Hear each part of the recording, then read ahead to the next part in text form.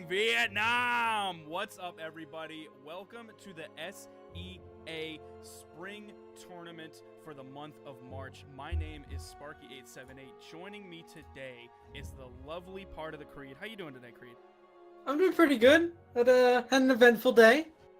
Well, went out and did some protesting. You know, the standard. Yeah, you know, the good old American classic, but we are not in America today. Today, we are in the region of Southeast Asia, a region that, you know, kind of like Australia, kind of like Brazil / South America, kind of doesn't get a lot of love. Everybody's always talking about North America this, EU that. It's usually those big two regions, but the lovely folks in SEA, specifically Suseki, who is the sponsor for today's tournament, as well as Chaox Kingston, who was the one who contacted me and is kind of the man behind the show right now.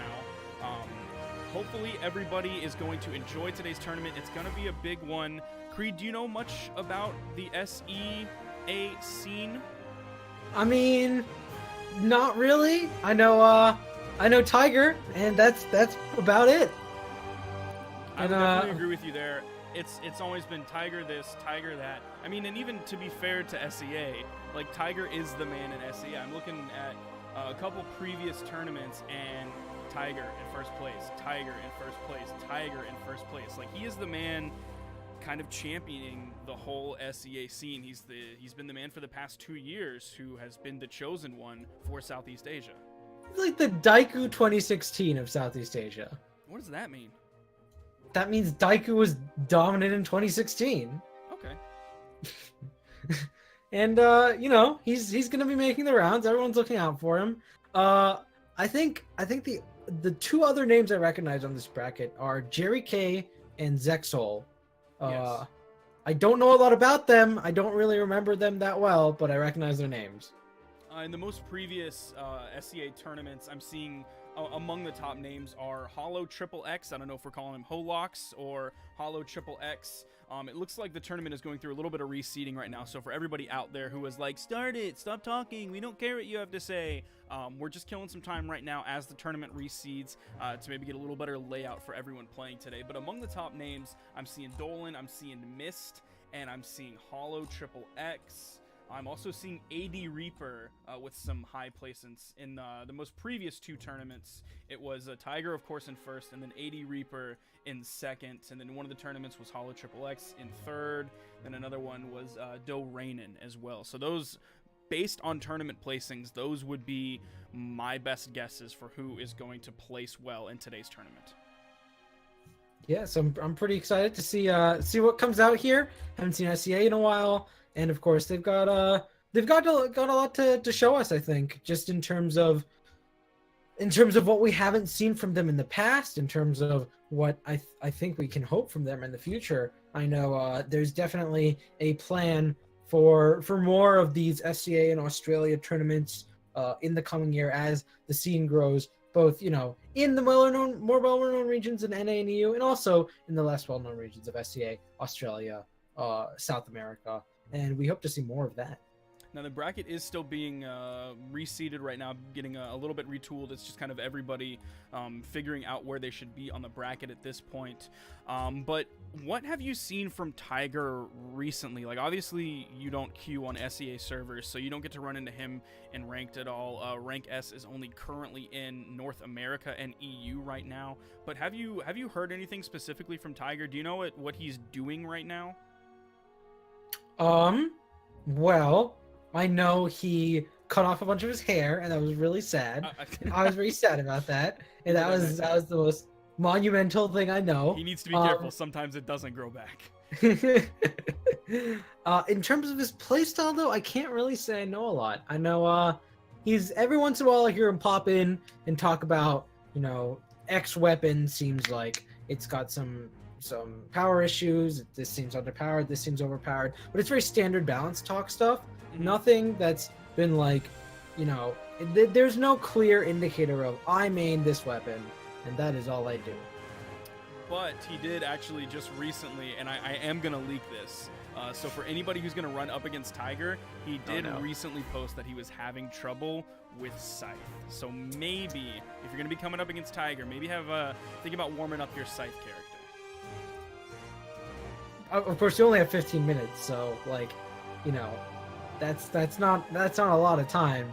If you're a main of sword, I would not recommend suddenly turning around and deciding, you know what, I'm just gonna try scythe because I heard that Tiger is having some issues with it. What? I mean, he does have a bye round initially, so no one's going to face him in round 1. So we could see somebody in their earlier matches, one of the top 2 or 3 boys in SCA, if they're wanting to warm up against maybe some of the lesser ranked, lower seeded players. Like, if you have some free rounds coming your way, you could start warming up. I mean, come on, everybody has at least somewhat a little bit of a scythe. Everybody spent some time with scythe because it's been so strong in the meta for so long. Do you have a scythe, Sparky? I mean, I play a scythe character every now and then. You know I like to play Nyx. Yeah, and how does that go? I don't have a scythe, but that's because I'm bad at the game. If you're the top 2 or 3 in the region, then, I mean, come on. I mean, the writing's on the wall there. I don't think the writing's on the wall. I think scythe is a weapon that takes some time to get used to all the different options you have, all the different dodge reads you need to come up with, and you have to decide that you're going to dedicate time to getting good at scythe. Like, I think that if you don't dedicate that time, you don't really have a scythe, you know? And that's fine. You can not have a scythe and still be great in your region. It's not mandatory, but I don't think everyone just has a scythe. Everyone doesn't have a scythe. I'd say everyone has a sword. Swords true. I would definitely agree with that. Everybody has a sword. But, you know, I'm just trying to be a man of the people. I'm trying to spread the word out there. Tiger is the man to beat. Everybody loves a good upset. It's March Madness going on right now in North America, and everybody loves an upset. There is a filter on Snapchat that says upset alert right now. Everybody loves a good upset. I like Tiger as much as I like Tiger. Now, he did back at the first BCX say that he thought that Duke was higher ranked than I was on the ranked leaderboard, so I'm a little bit angry at him for that, and I'm never gonna forget that. But aside from that, I like Tiger. Sparky, do you even play ranked? I play ranked all the time. But this isn't about me. This is about my man Tiger and his just dynasty over SEA. I want to see him dethroned. Tiger's my man, and I'm gonna say I don't want to see him dethroned because, you know, Sparky's out here talking about how Tiger's stating facts at lands and getting mad about him. He wasn't stating a fact though. I was higher ranked. What do you mean? You don't play ranked. Duke plays ranked every season. BCX1, Creed. When was the last time you played a ranked, Sparky? BCX That's all I'm saying. That's all I'm saying. BCX when was the last time you played ranked? You can't even. When did I play ranked? That's what I thought. You know, and then you come in here. You know. What? That's the last time you played ranked? 2 days ago? Literally 2 days ago. Really? Yes. Why? It's just not what I was expecting. Yeah, okay, fine. 2 days ago, good job, Sparky. Listen, Creed, you may keep up with Tiger and the current hairstyle he has going on, but you're not always in my comings and goings and my business. Oh, okay. All right, Mr. Ranked. Yeah, you just love climbing the ranks, huh? Is that why you have a diamond banner? You have one of those? I do not have one of those. Yeah, I'm a customs monster. You know that. I know that. That's my point. Doesn't mean I don't play rank from time to time. Don't get mad at Tiger. Looking through the bracket, I think we're still figuring out who has checked in and who has not checked in. I don't know do we actually have a command in chat for the bracket? That's a good question. It looks like we do not. So, you know, maybe every now and then I'm just going to periodically copy and paste it in the chat. Sure. Creed, I don't know. Are you a mod here? Am I a mod here? I doubt I'm a mod here. Hi. I am a mod here. Okay, so you should periodically drop that as well, just so it's not only me. That is going to be the bracket right there. I think we're still seeing who is checking in currently at this point. Now, keep in mind, I don't know how many people have entered this tournament. It's definitely a fair bit, and it's through Challenge, and I think they might be moderating who checked in through Discord. It's a very small staff running the check-in process right now. 43. So, 43 people right now? No. Hold on. 49. All right, we have 49 people signed up for this tournament right now, and moderating that with like 1 or 2 people, especially the check-in process, because once it opens, like you're straight up opening the floodgates. I've been there, I've done it. It's been a while, but I have done it in the past, and it can be quite a lot right now. So definitely give the people a break that are running this behind the scenes. I'm sorry that you have to listen to me during this time period and not someone better looking at least. Better looking. Come on, man. You're the hottest bald guy in all of Brawlhalla. Well, that's true. I'm not gonna debate you on that one. Your words, not mine. Exactly.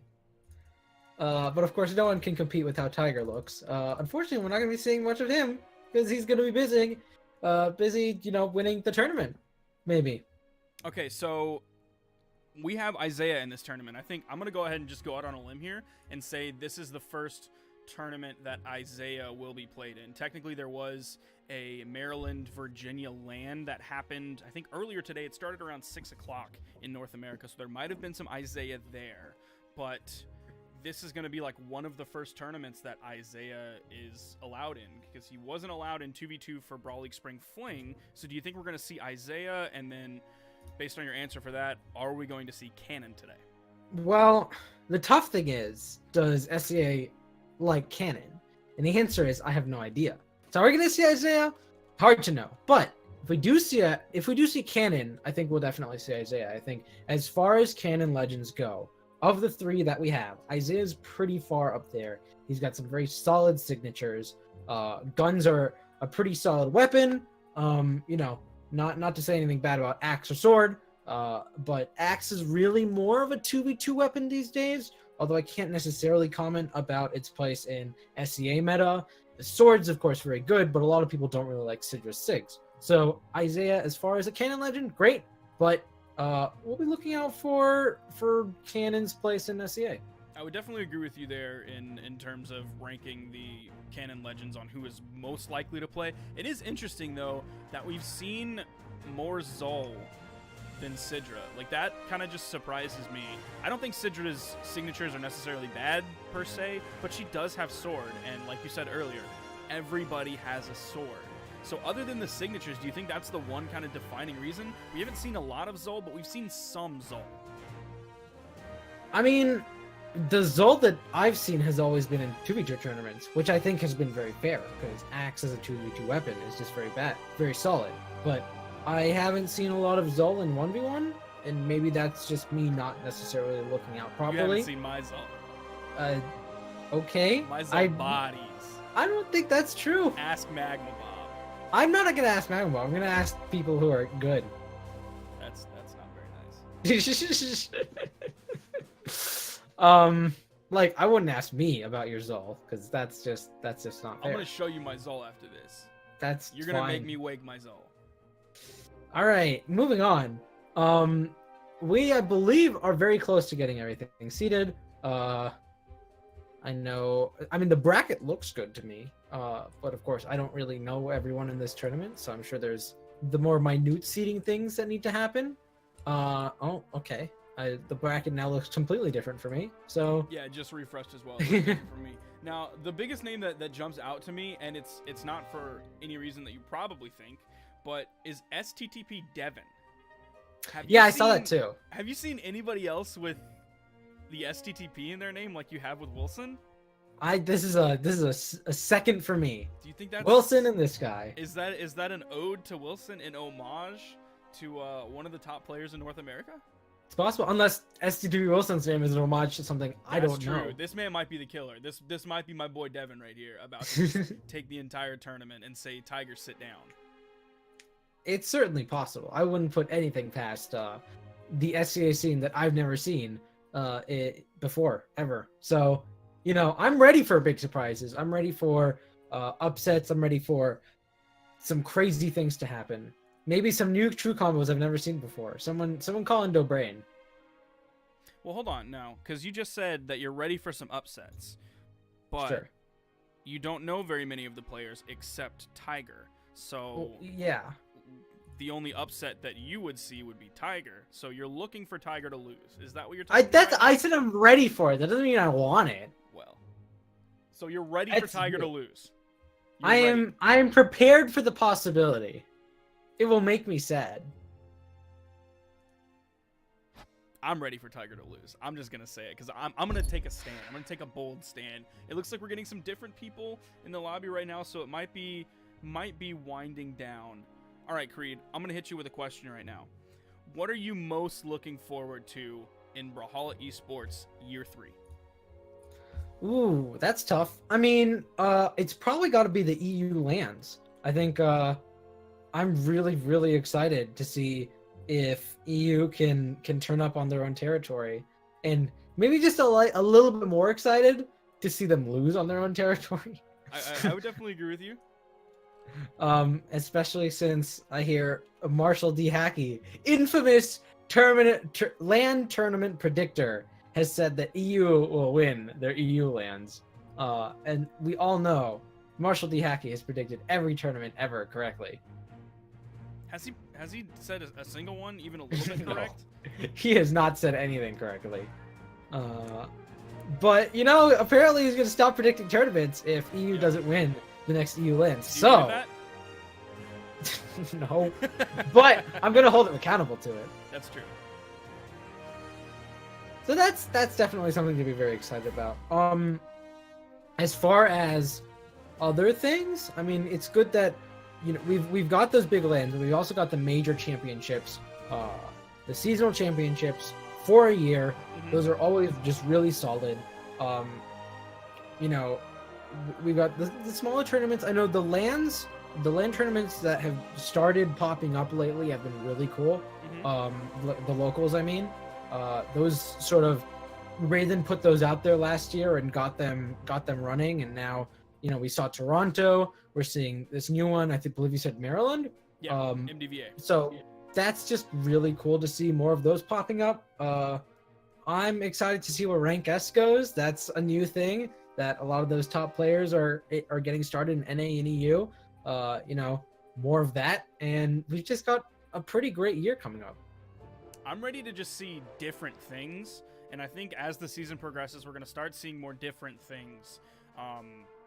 What is a different thing? And you know, anything different characters, different people at the top. I mean, we've already seen different people at the top, definitely in North America, not quite as much in EU. We've seen some people starting to rise. Well, you know, the Blue Crew. But it's, Blue yeah, Crew's exactly. Pretty surprising. We've seen Blue, we've seen Yashiro do big stuff. We've seen more than a few big people arise that we haven't really seen much of before in North America. I'm hoping that will trickle down to SEA, Australia, and South America / Brazil. Of course, I want to see Tiger do well because I like Tiger. I love Kyler Alice, so I definitely want to see him do well. And then I think maybe Brazil is up for grabs because, like, last season, we everybody expected it to be like Broly or Fiend that came, and it was neither of those people. Do you remember? I feel bad because I can't remember the guy's name. I thought it was Fiend. Was it Fiend?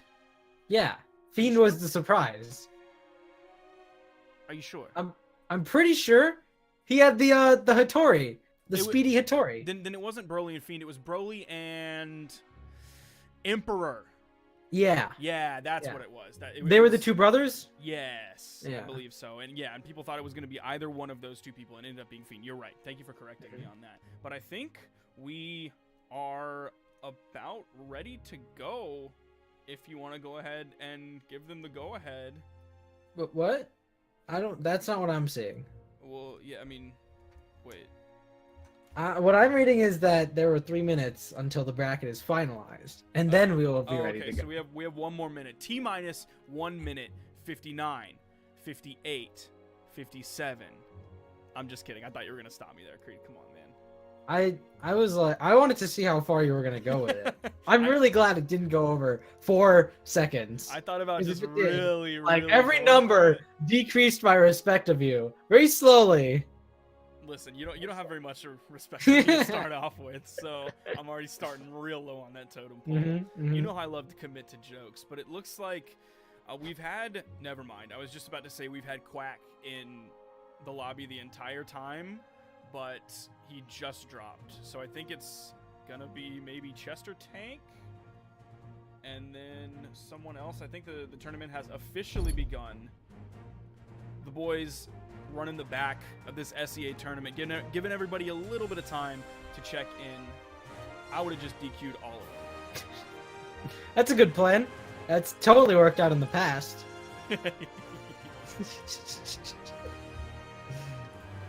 Yeah, tournament begin. That's good to see.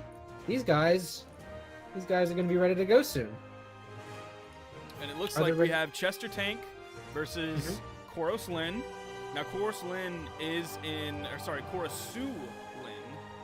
He is in the Spammer Wiper clan, but I mean, most Val players that I know, including Adimestic, the best Val player, he tends to spam some signatures a little bit too, especially that Val Gauntlet. I don't actually know what Spammer Wiper means. Does that mean that someone who wipes the floor by spamming, or someone who wipes people who spam? I think he wipes spammers. I think it could be either. I don't think anybody is like actually gonna put in their name, "Hey, I'm a spammer." Have you met people? Have you played ranked, Sparky? Look, everyone in ranked calls me a spammer. They're not gonna. People in ranked put spammer in their name. People in ranked put there was a clan called Throw Cancer for a very, very long time. I do remember that.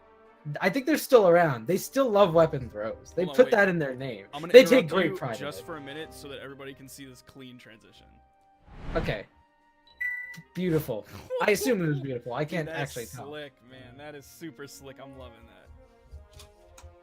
So, Creed, if you want to give them the go-ahead, I think we are ready to go. That was a nice transition, by the way. Just caught up. And we are going to get into it. Hey, do you think we'll see a Miami Dome game today?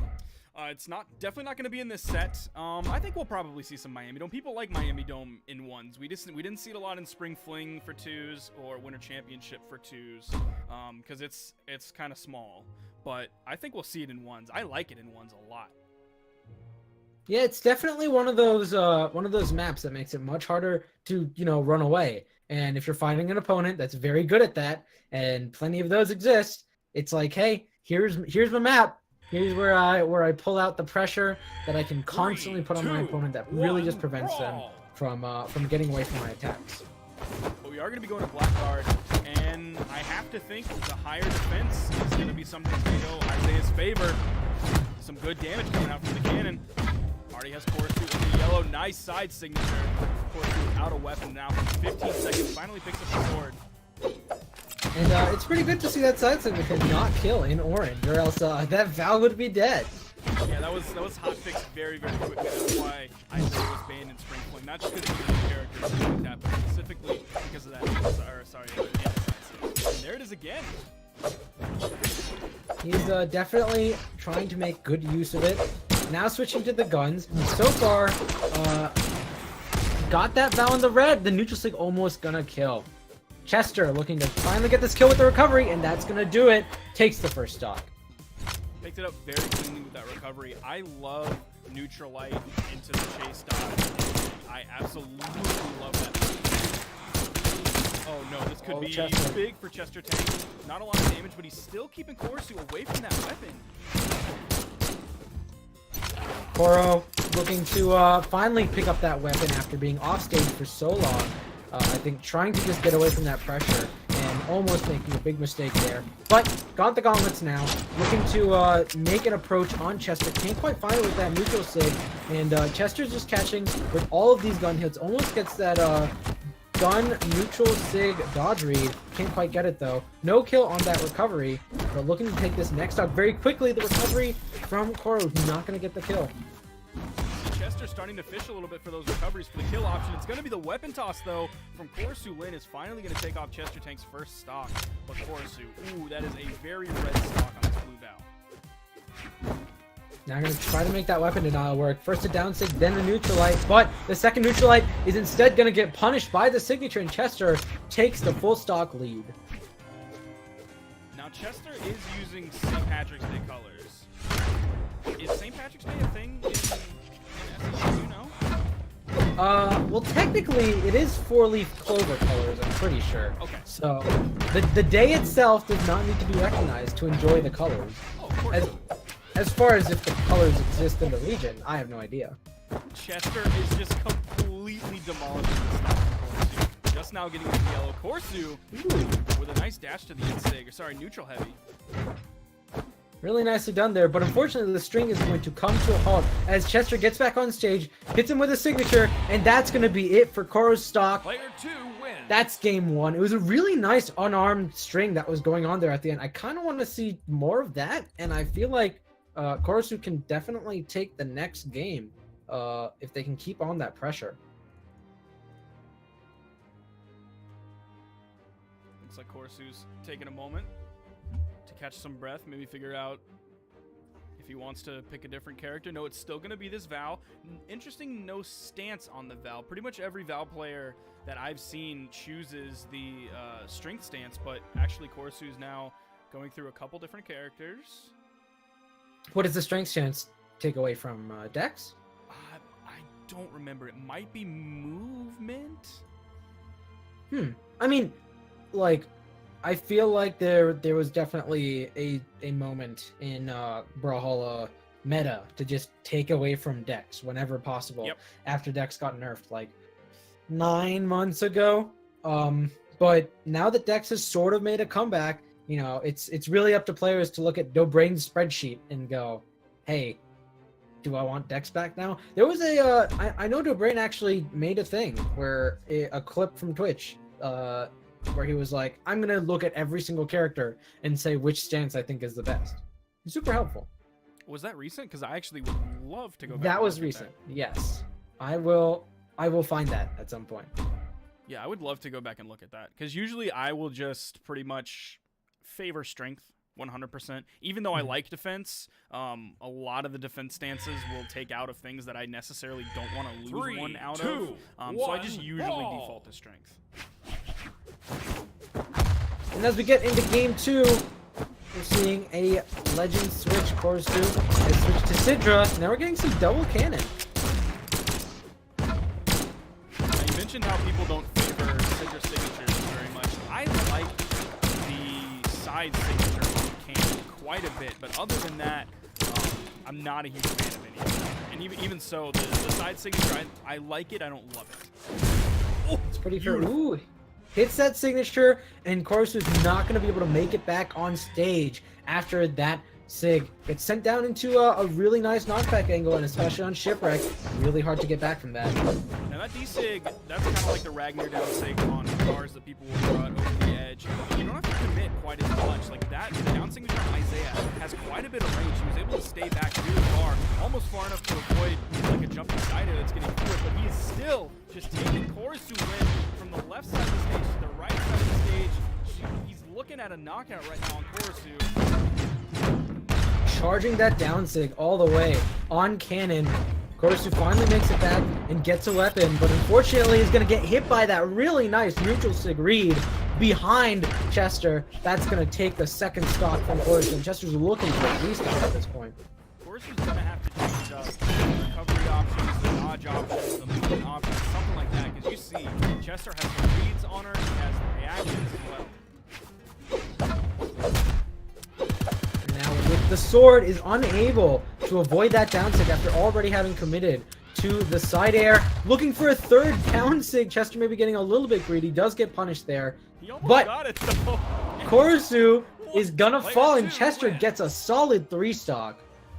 Ooh, that up is in the bracket. 102 damage that Kourus was limited to. That is a very small damage number. Chester just completely dominating that.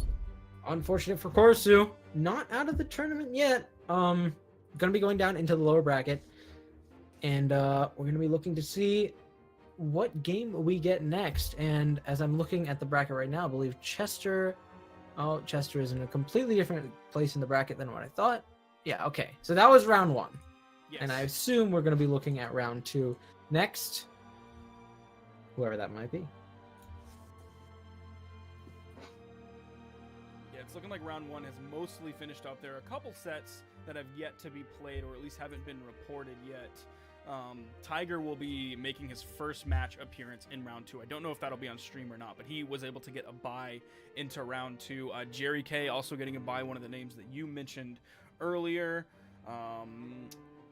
Chester Tank will be moving on to face Reaper, but as for what we're gonna see next, I'm not sure. I haven't had that reported to me yet, but we've already seen 2 of the 3 canon characters so far. It's pretty impressive. All we need now is a bit of Zol. Dude, I want some Zol. I really like Zol right now. I think he's a really Why do you really like Zol? Look, the Insig on canon, not only is it one of the most, I think, like, gorgeous signatures in terms of, like, animation, I think it has unique properties to it. Like, it has that up and right or up and left property that, like, Barraza Axe Neutral Sig has, but it also, with the trap laying on the ground, like, it'll sit there, and if you charge it, it'll just sit there, and it'll be a true trap, and people will run into that. I think that's a super interesting signature, one that has... not necessarily one that you can use all the time, like a Val Gauntlet side signature, but I think it does have some unique properties to it that are actually pretty sweet. Also, when you get, like, clamped into it, like, your dumb head is just sticking out, and it looks super funny. Like, it looks like a cartoon, and Magma and I were laughing about it so much the other day. All right. I don't know. You've been very dedicated to guns for a long time, and you know, I thought you'd be more of an Isaiah. I just, you know, Eh. like, like, there is no reason to why I've chosen the gun character that I do. Like, his guns just feel good to me. And other characters will have similar guns, and I'll like them, and then I'll hate them, and then I'll like them again, and then I'll hate them again. So I'm like, there is no rhyme or reason to the way that I play guns. Like, I play them the way I feel them, and I'll hate them sometimes and love them the next. And you know how I am. I'm wild, Creed. Pretty wild. And maybe we'll see some wild gameplay in this next set. It's going to be Zexal versus Ghul. Zexal is a name I know. Did I mention that before? Yes, that Zexal Zexal was the third of the names that you mentioned. Okay, good. Because it is a name I recognize. Again, I don't really know anything about him, but hey, we're seeing Cassidy. I like a Cassidy pick a lot. High Dex is now definitely better than it used to be. It's not quite as good as it was like 2 years ago, but it's still definitely very solid. I think Cassidy, with the way North American players talk about Hammer, Cassidy is a great option. She has huge DPS opportunities, but it looks like Ghul is just completely not even worried about that. The recovery doesn't quite pick up. Zexal has just enough iframes to get through it. Really nice dodge from Zexal. It was basically perfectly timed. Any earlier or later would have landed him in a tough spot. And now, because of that, Zexal now in gotten down, goes to red. He's been red himself. At least made this a more even game. I think the kill potential from Zexal on the Cassidy pick is really high, though. Ghul's gonna fall. Presence from Zexal was all he needed. He didn't have to confirm any edge guards over there. His presence was enough. That coupled with how high damage the stock was on Ghul. There's the neutral light into the neutral signature into the neutral air. Stomp Insig. That Insig reminds me, it did get a bit of a nerf in the last patch. A lot of people saying Cassidy dead. Of course, Cassidy's nowhere near dead. But people really like that hammer neutral signature. It is a really solid option. Like, it's a great anti-air. You can use it oftentimes out of that movement, which is what some people will do. Nice side signature from the guns. Overall, a really strong signature. It goes directly straight down onto this site. And are we going to see a repeat of the first stock where Zexal took an early lead and started to a lot of damage from him very quickly? Or is he just going to get this stock quickly? It all comes down to how Ghost treats this stock. He's gotten a little bit of a good side string, but couldn't do anything after that next neutral light. Zexal looking to catch him in a signature or a stomp maybe. Ghost comes back on stage, but Zexal unable to get the neutral signatures that he's looking for to get the kill. Goes down below the stage, doesn't get punished by Ghost. Ghost is dashing around, but a nice unarmed recovery coming out from Zexal to secure that kill. Now, he's definitely taken less damage to the stock than he did the first time. He started really having high DPS output. Didn't seem like he was wanting to go off stage. Nice dodge forward into the down signature coming out from Ghul. We see a hammer from Zexal again. He was able to put out a lot of damage very safely on a Ghul, but it's going to D-Light into the unarmed recovery that's going to take off the stock, and Ghul not really too much worse for wear. And now as both Ghul and Zexal come into this next stock, we got guns and spear. And I feel like Ghul's main damage output has been with the sight, so maybe the spear is not what he's going to be looking for. We've seen the dash also a speed dodge forward into the down sig a couple times. I think he's hit both of the down switches that he threw. There's yet another one. He's been really successful with that, but I think other than that, his unarmed and his side have definitely both been more successful than his actual spear neutral plays. Both players sort of on the other opposite sides of the map, trying to find a way in. A little bit of dashing later, and a nice ground pound from Ghul. Looks for the kill secure with the weapon throw, and is gonna get it. Ghul takes game one in a very close first game. Now, we didn't see a lot of edge guarding. Usually hammer players will kind of sit on the wall and maybe favor that just a little bit more than other weapons might. They have the hammer recovery, they have the ground pound. Oftentimes they'll go for the ground pound. If that misses, they'll pull off an immediate recovery or something like that. But we didn't see Zexal want to go to the wall really at all. Like, he went a couple times when he was hit just completely off the stage, and that was the best recovery option. But aside from that, he would just stay completely on the platform, didn't want to push any edge guard situations. And now, as we go into this next game, I'm really curious to see how the playstyle differs here. Zexal on this Val, a different Mirage skin. Was it? I know it wasn't black. Brawl. That's what I remember. Yeah, that's definitely a different Mirage skin. Okay. I didn't think he was using Mummy, but I figured that. I think he was using the black color scheme before, though. Okay. Well, then I really don't know what I'm talking about. Zexal, on the other hand, on the Val this time, no guns, no hammer. Yeah, he's just completely departing from that character that we just saw. Still a character with reasonably high dex. You're seeing low startup frames on the gauntlets and kind of medium startup frames on the swords. So still a very fast character nonetheless. Ooh, and Zexal. Oh, that was cute. Oh my gosh, just completely dominating that edge situation right there. Maybe that's why we didn't see Zexal go onto the edge against Ghul. That was gorgeous. Just coming up with that recovery and barely getting caught out by the tip of that ground pound hitbox from Ghul. Really a good awareness about the length of that hitbox and the priority he was going to get with the sight to make sure he got that kill on Zexal, and it's not looking good for Zexal, but he's going to be looking to come in real strong with those Val side sticks to try to catch Ghul out. Almost gets it that second time, but no confirm yet as he gets down to almost red on his second shot. It's going to take a little bit more, though. The ground pound's not going to hit. Nice side air coming out from Ghul. Does he have the dodge? He still has the dodge.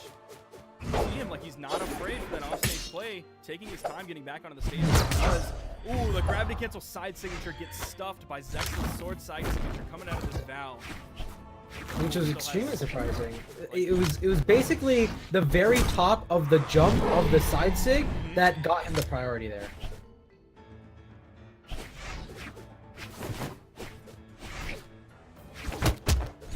Ghul really managing to hold on to this lead right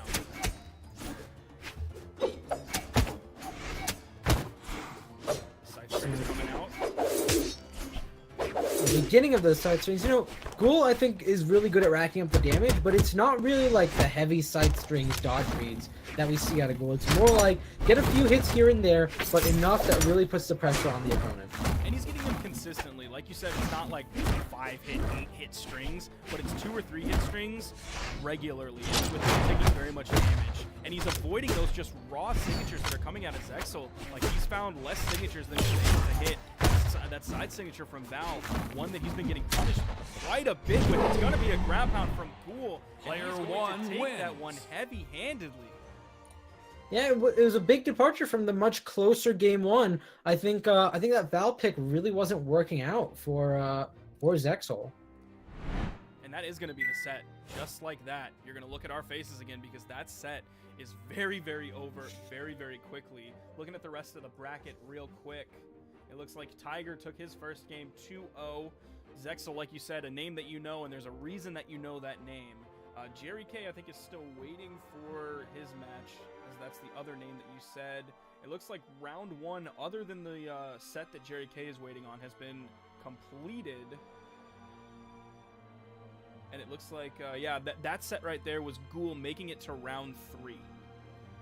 All right, well, that means we are going to be seeing some round 3 stuff pretty soon. I don't know if we're going to jump right into that or if we're going to wait a little bit, get a little bit more round 2 action. But otherwise, some interesting sets so far. And as far as trying to define SEA play, hard to really know. I mean, we saw some cannons, we saw some guns and some scythe and some hammer, we saw some sword. We've basically seen a very big variety. And I mean, apparently we're going to see Tiger on a Suri, which means now we're going to see some Katars. Have we really? Is there anything we haven't seen? Lance. Yeah, we haven't seen Lance yet today. I wouldn't be surprised if we did see it. Like, we've seen very few recurring characters so far. We've seen, I think, 2 Vals, and then other than Val, we've seen completely different characters from everybody so far. It is going to be Tiger versus Lineal. And Lineal, who is seed 8, definitely not someone to sleep on. You know, he did have to play in round 1. Didn't quite qualify for the first round bye. But seed 8's no joke. We're seeing these stages banned out. It is Lineal's turn. There's small Brawlhaven. That gets banned out immediately. Shipwreck. And we are going to Miami Dome. Miami Dome. And Tiger, who I see is still in Flashpoint Esports. Shout out to them. Gonna be looking hopefully to make a big play in this tournament. Now I think in this tournament, if I'm not mistaken, okay, it's not winner takes all. There is first to 6th is going to get a prize, with first place getting $100. It's gonna be a nice first place prize of $200 for whoever ends up taking that. We are seeing Ember versus a Suri, and now you are a big Ember boy. How do you feel about playing into a Suri? I mean, I'm more of a guitar guy. Yeah, you know, people still call me an Ember main. I haven't played Ember in like a year. I don't. Okay, but you played Ember for a very, very long time. Sure, I played my fair share of Ember. I don't know. I've always been a big fan of guitar dittos. I think they're just enjoyable for me, especially as far as dittos go in this game. But Bo's in a bit of a weird spot right now. I think it's not quite there as far as the power that it used to hold in, basically all the regions. That being said, Ember guitar side sig still very, very strong. I definitely still see a lot of complaints about the strength of guitar side sig.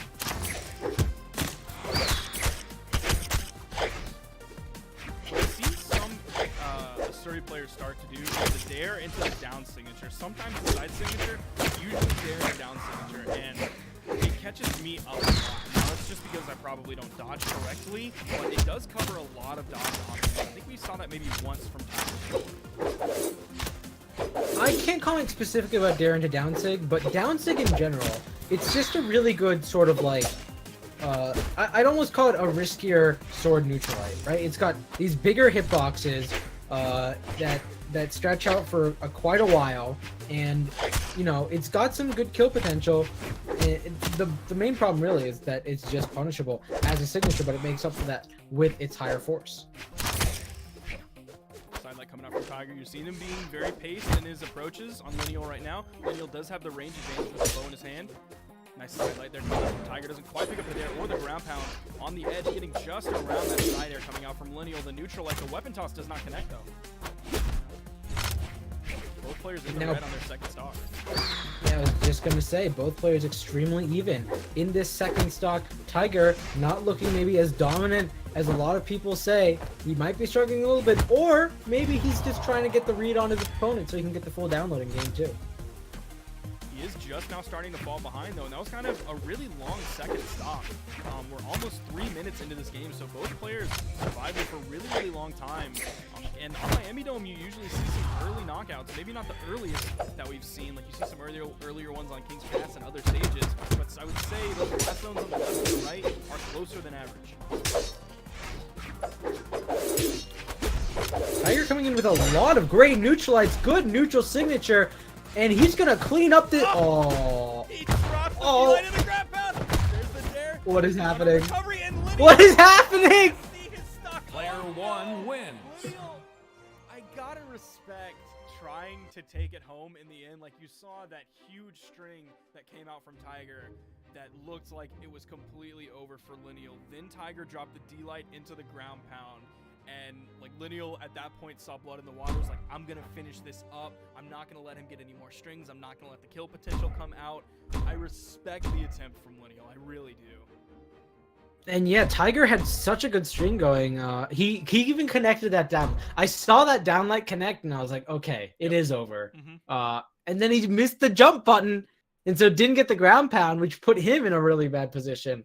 And Lineal just wasn't able to capitalize completely. 3, I think I 2, was looking for 1, Lineal brawl. to come in with a dodge upward as a chase dodge, so that he could make sure he got back on stage after all of that. But it just wasn't there.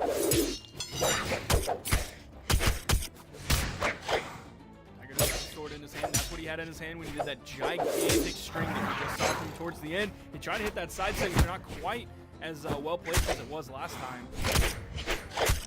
It was a good attempt, though. I think he saw that Lineal really likes dodging back after things. In that case, dodged back and got up a little bit, and so was out of range of that signature. But Tiger's starting to get these reads in. Lineal, on the other hand, really solid guitars, so Tiger can't just be too carefree. We did just see the charged up side sig from Lineal, and then Tiger's punish was just a side light. Lineal might not have been quite in kill percent yet, but I'm surprised we didn't see a charged up signature coming out from Tiger as the punishment. Like, he was ready for the punish, but it just seemed like the side light might have been one of the weaker options. Might have been looking for a follow-up on the side light to make that kill. Didn't happen there, but it is going to happen now.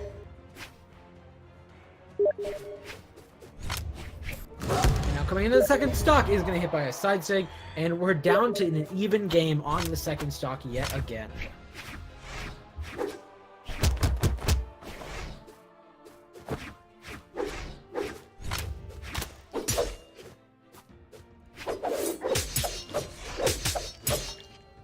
Good sword string coming out from Tiger. There's another one of those big neutral signatures. This time he's not going to go all the way down and try to go for a gravity cancel downlight into ground pound. Didn't get that the first time, but he's got a lot of damage on Lineal, looking to get those guitars in. Almost gets that chase dodge into side air after the side light off stage. That's a pretty common option. Does get that gravity cancel down sig, looking to get the kill here on Lineal, but Lineal is not giving it to him. I will say one thing, Tiger goes for a lot of these unarmed side airs, which did get a pretty big nerf in the last patch. I know it's one of those options that's very common for players, but I think it might be moving out of range in terms of its great kill potential that it used to have. Yeah, it was a very favored kill option for people. If you couldn't go for the unarmed recovery, that's kind of the other one. You'd see D-Light side airs every now and then, or you would see D-Light into the gravity cancel neutral heavy. But some people had trouble mechanically getting that in consistent and reliably, so you saw the D-Light side airs, or you would see just falling side airs on the edge. And Tiger's going to have to make that adaptation to move away from the side air, but it's not quite happening today, but he doesn't really need it. Getting those nice neutralites into neutral heavies, got Ling down in final percentage. The side stick is going to kill Tiger, but Lineal moving to the guitar is going to be trying to make a big splash here on the final stock. Got to be careful though this time. If you do get Tiger down to the bottom of the stage, make sure you get that chase dodge upward so that you are not the first one to die. Ooh, Tiger immediately disarming himself. Was looking for the weapon toss into the kill. It is not going to hit, but he does find the unarmed recovery, and that is going to be a 2-0 going the way of Tiger. Tiger looking strong, but not incredibly dominant. You know, I would agree. I would absolutely agree. Of all the things said about Tiger in SEA, he's still out there getting to third stock on games. Things are looking a little bit close, and so I'm curious to see. That was seed 8, how Tiger fares up against some of these better players.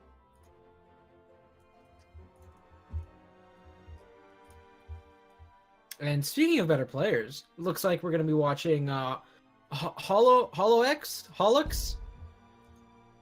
I don't know what we're going with. Holux or HoloX? I think it's probably HoloX. And Doranin, two of the kind of higher placing players, didn't quite win the most previous SEA tourneys that we've seen, but we've seen them place highly. And we're seeing a Lucian and a Mirage. Once again, plenty of variety in terms of character picks, you know? We're not seeing a hammer versus hammer. Yep. Bodvar. We're not seeing the quad Bodvars that we saw from earlier.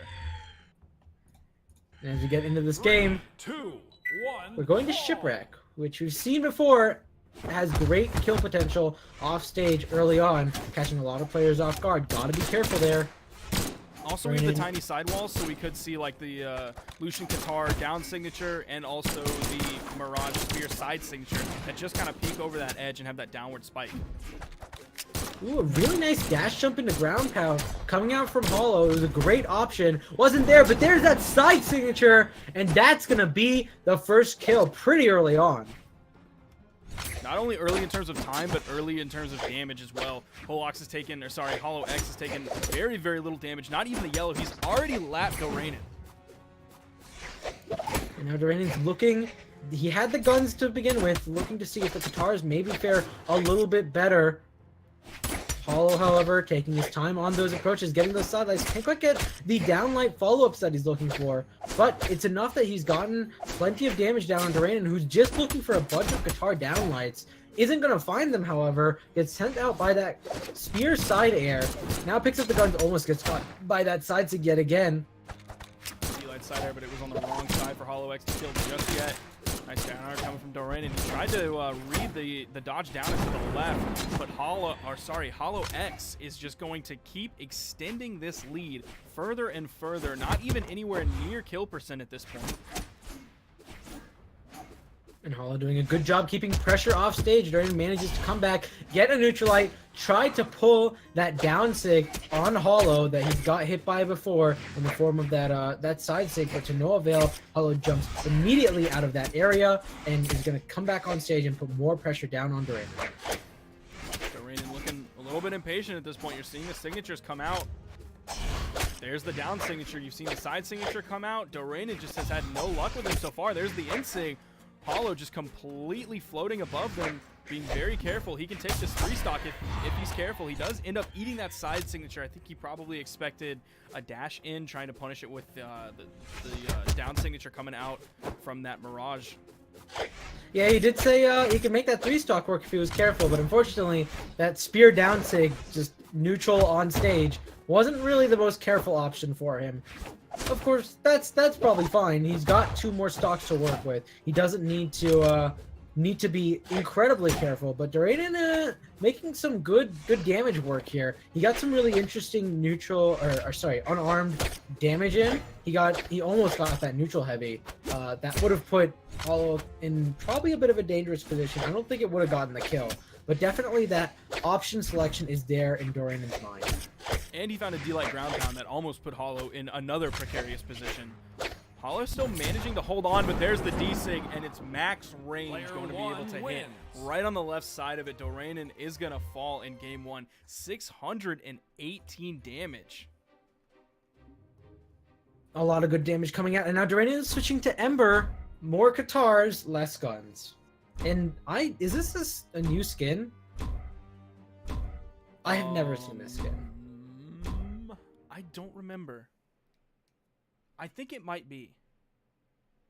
Someone tell me how new this skin is. If it's not like the most recent batch of new skins, then I think it's right before that. Yeah, I think it's got it right 2, before that. That's 1, interesting. It's no Nightshade Ember or Metadev Ember.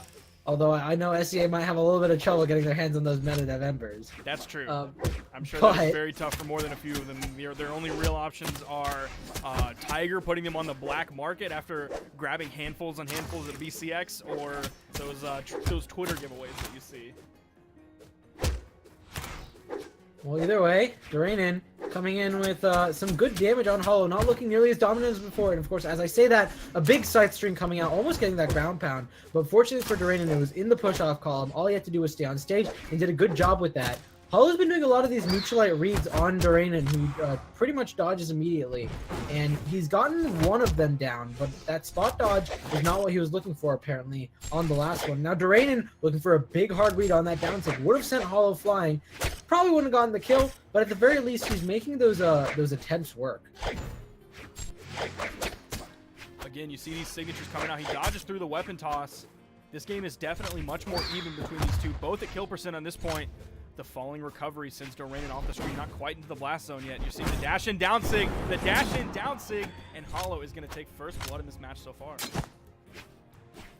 that down sig just has so few recovery frames. He was able to pull out 2 of those in a row, not be too worried about the punish, and be okay with trying to find that kill. Really good gravity cancel downlight coming out from Hollow. I think he's mixed it up just enough that it's thrown him off, but of course you can't do it twice in a row. Now it's interesting, we're seeing Doranin, he's sticking with these Katars here, which I think are stronger for him in the neutral game, but in terms of the edge guard game, if he is comfortable even with a little bit of bow on the edge, I think on this map specifically, both side airs and bow dares are so potent. And the ground pound as well. Like, you just have so many great options to kill and take away early stocks. That was such a nice gravity cancel side sig coming out from Hollow, getting that quick kill. And it basically caught Doranin off the ground, but it would have caught him in a single jump for sure. I don't think a double jump would have even come out in time as a reaction. So really good option selection coming out. Doranin looking for those neutral signatures on Ember's Katars. He's caught them once, but it's just not a very great signature.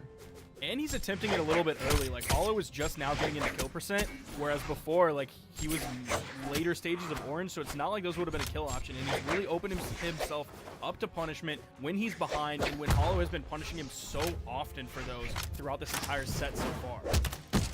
And might be getting a little bit greedy on these signatures as he searches for a kill attempt to make sure he doesn't lose this match. Doesn't get the jump into Nair, just barely not enough, but the down sig is going to do it. At last, he's gotten Hollow down to last stock along with him, but he's already all the way in the red, and Ember only has 3 defense. That was a down sig on stage that sent Hollow into the blast zone straight above. That meant so much damage. On Shipwreck. Like, he had everything going against him, and he still found that down signature, which means he had to put out so much damage. And that time that it took, he's taking so much damage in the process as well. He does have Hollow on the edge, but the recovery's going to pick up, sending Doranin flying. That was a really nice unarmed recovery coming out from Hollow as he looked for that kill option. Is going to get it with the ground pound, and that is a 2-0 coming out for this set. Hollow is going to move on up, and as would have been predicted, as he was in second seed. Now, Hollow did end up taking that 2-0, but I do want to put a little bit of a caveat on it. Like, that last game, he did 633 damage. The game before that, he did 618 damage. So it's taking over 200 damage per stock. Now, on an Ember who is low defense, having to put out, on average, of course, more than 200 damage to take out each individual stock, that's a little bit of inefficiency there. Hollow was able to win it out in the end, but you did see him start to struggle a little bit more during that second game. And I think if he's going to go up against the Tigers, if he's going to go up against the Zexals, if he's going to go up against the biggest boys of SEA, he's going to have to be a little bit more efficient going forward. That being said, I think it's really interesting so far as what we're seeing from SEA meta. There haven't been a lot of super gimp heavy players. Like, you know, you saw the big attempted Ember plays against Tiger as he sent himself down really far. But like, I haven't seen a lot of, hey, I don't need to do a lot of damage on you. I just need to send you off stage and do a quick gimp. That's not really there, I think. And we haven't seen that many weapon tosses either. Tiger was kind of one of the few who was finishing up his strings with the weapon toss on the edge to either hit for the kill and finish it off, or to at least get the dodge so he could then keep up pressure on the edge guard situation without his opponent having iframes. So it's interesting that SEA is definitely playing a little bit differently from North America and EU in those respects. Yeah, so I'm really curious as we go into these next 2 matches, if we see something more definitive come out from these players. I also want to point out we haven't seen a lot of upsets, if at all. Like, I'm looking at this bracket, and it really does look like everything is going according to seeding plan. Mm-hmm. You know, Jerry K is currently fighting Godless, which I think is probably one of the closer games that's gone on, and that's what we're going to be watching. But, you know, Jerry K is technically seeded to win, and if that happens, we're going to be seeing 1, 2, 3, and 4 in quarterfinals. Yeah, before that, the closest one was like Ghul and Reaper, which was seed 3 fighting seed 6, and even that was a 2-0. So yeah, it's interesting that so far, like, the seeding has just been dead on. Maybe that's why it took a little bit of time towards the beginning to really get that seeding right. So I'm glad they did that, because the tournament is playing out as it should. Good job with the reseeding, looking good. And as we get on into this first game, we're going to be going to Twilight. And we get to see a Lance. But we also have to look at that disgusting skin on the Asuri that just will Beautiful go skin. 2, 1, Beautiful, beautiful, brawl. just beautiful. absolutely disgusting, looking like a real monster, absolutely gross. And on Godless, I think this is one of the first stances we've seen. I'm not saying it's definitely the first, but I think it's one of the few that we've seen so far. And so far, not a lot of damage coming out here as both players try to feel each other out. Godless looking for that down sig. Jerry coming in with some very standard neutralite, side air, sword play. I do find it curious that both Jerry and Tiger have been using Asuri. That is a mirror match I'd be very interested in seeing. Jerry with the attempted ground pound. Godless catching him twice with the lance, but isn't going to find anything here.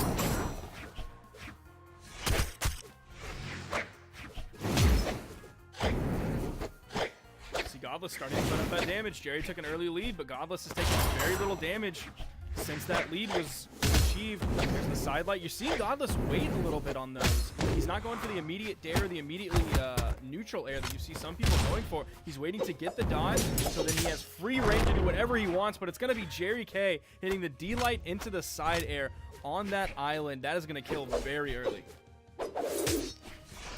Now Jerry, not giving Godless a moment to rest, immediately starts picking up that sword string as Godless searches for a weapon, does manage to find the hammer. Jerry not able to get that punish, and Godless with a nice neutralite to send Jerry flying is looking to make up some of the damage, try to quickly get this kill on Jerry.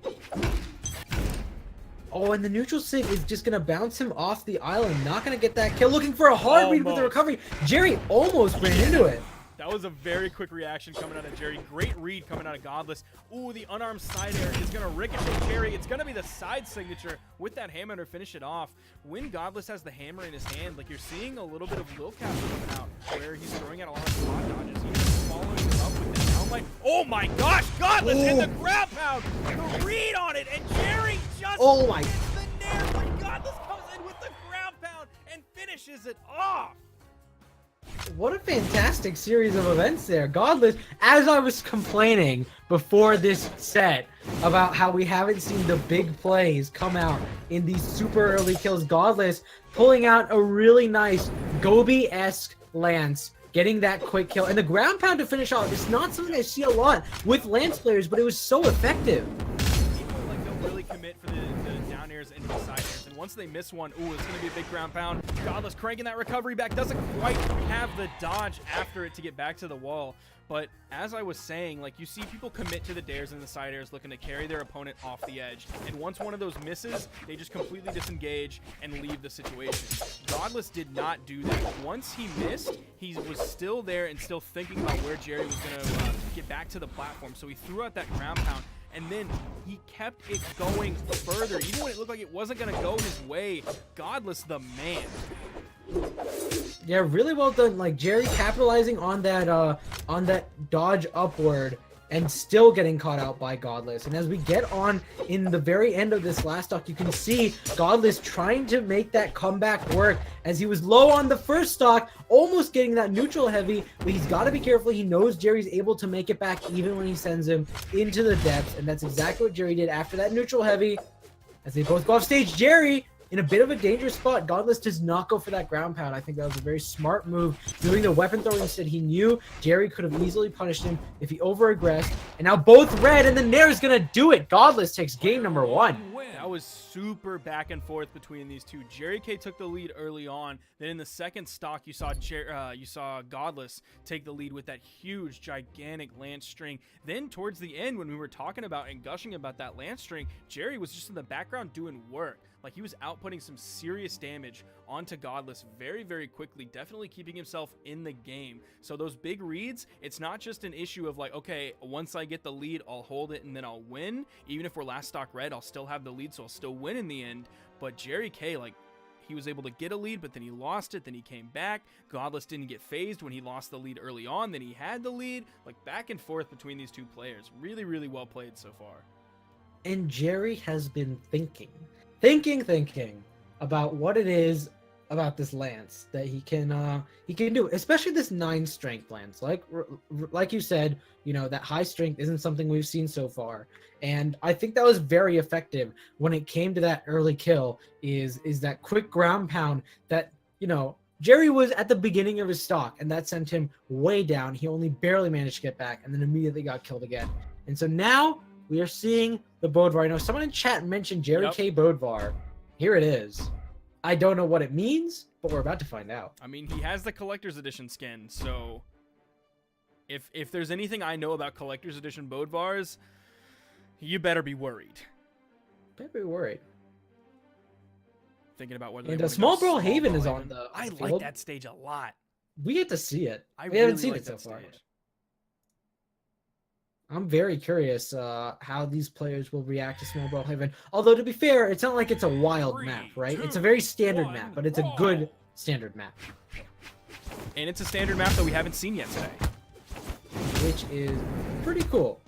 Now, as we get into this game, Godless, with that lance, going to be looking to use those big hitboxes, make a splash. I don't know if he was trying to set up for an early kill there when he got that first Saren gear, but Jerry K did come out of that. Both of these players trading pretty evenly so far.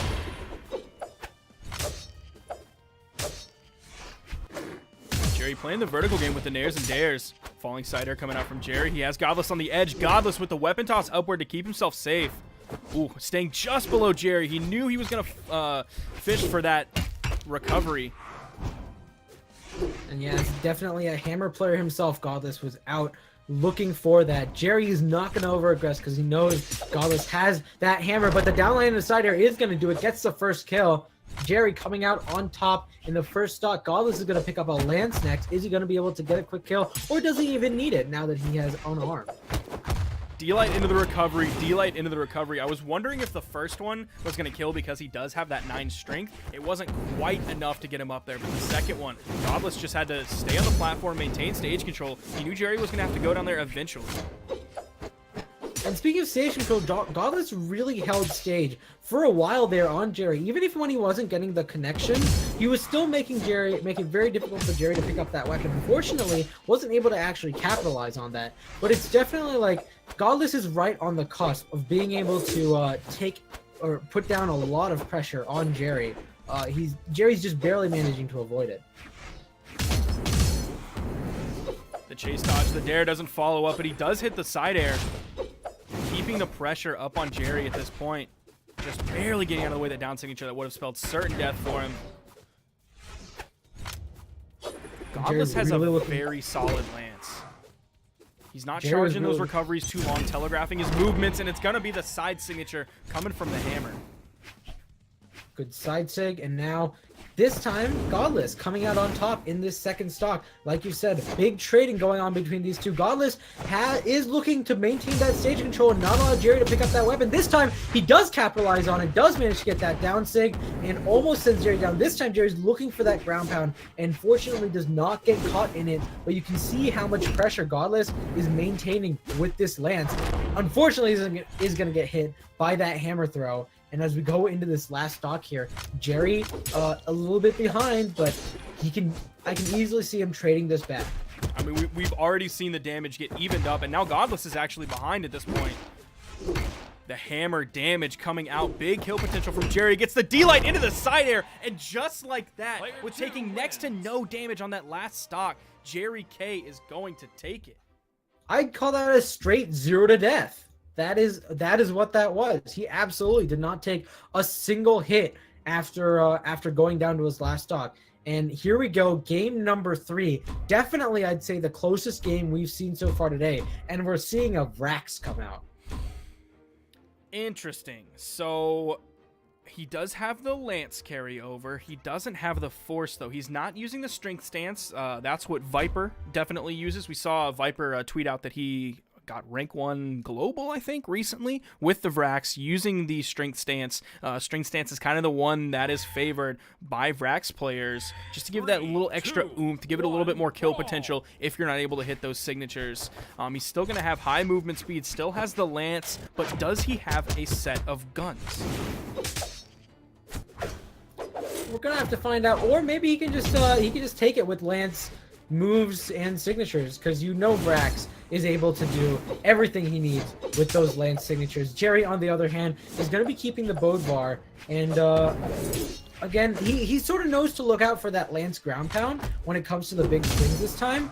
I'm curious to see if Godless is going to be able to turn that around, maybe use that to his advantage instead. Godless goes for a lot more reads than we see from a lot of Lance players. Like, you'll see the immediate chase dodge into the turnaround dare as just a complete read rather than a movement reaction. He's definitely looking for dodge reads all the time against his opponents and saying, you know what, you're going to dodge some way or another. I'm going to pull out this move, but hopefully if I connect it, I can get that kill, but otherwise it's definitely an issue of, is this a move that has low enough recovery frames that you can be okay even if it doesn't connect? Jerry K not going to have enough movement, and Godless is actually going to be the one to take the lead this game.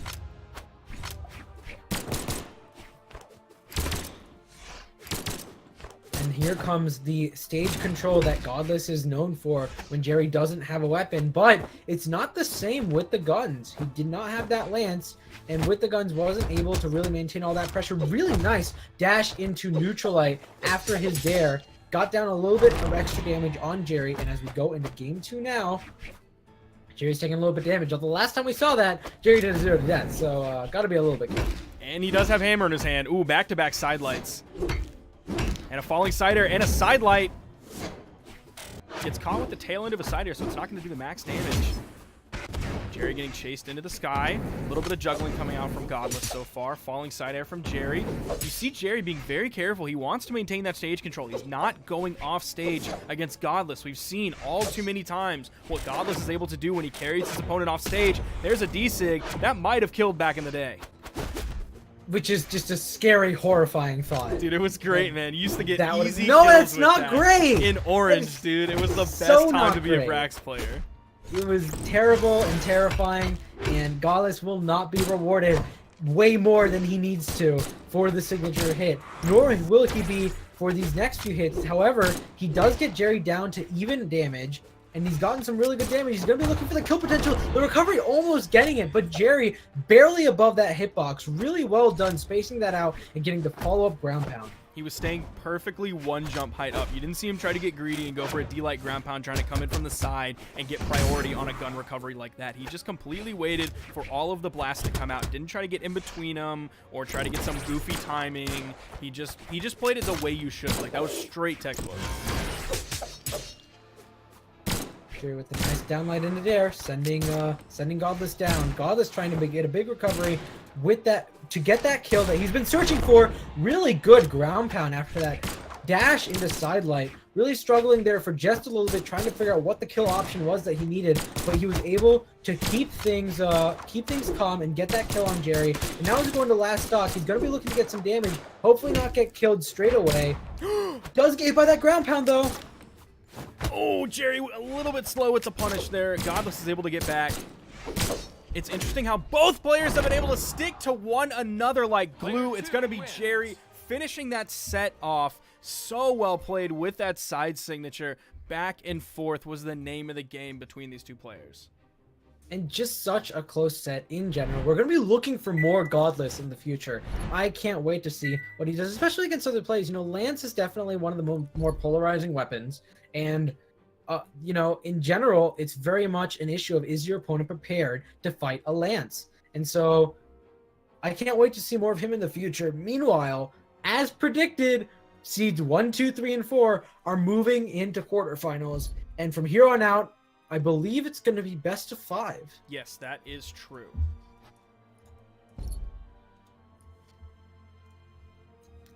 And now we're going to be seeing the return of 2 players we've seen so far, Chaox and Ghul. And this time, Ghul is not on Mirage. I think probably because Chaox is using Mirage.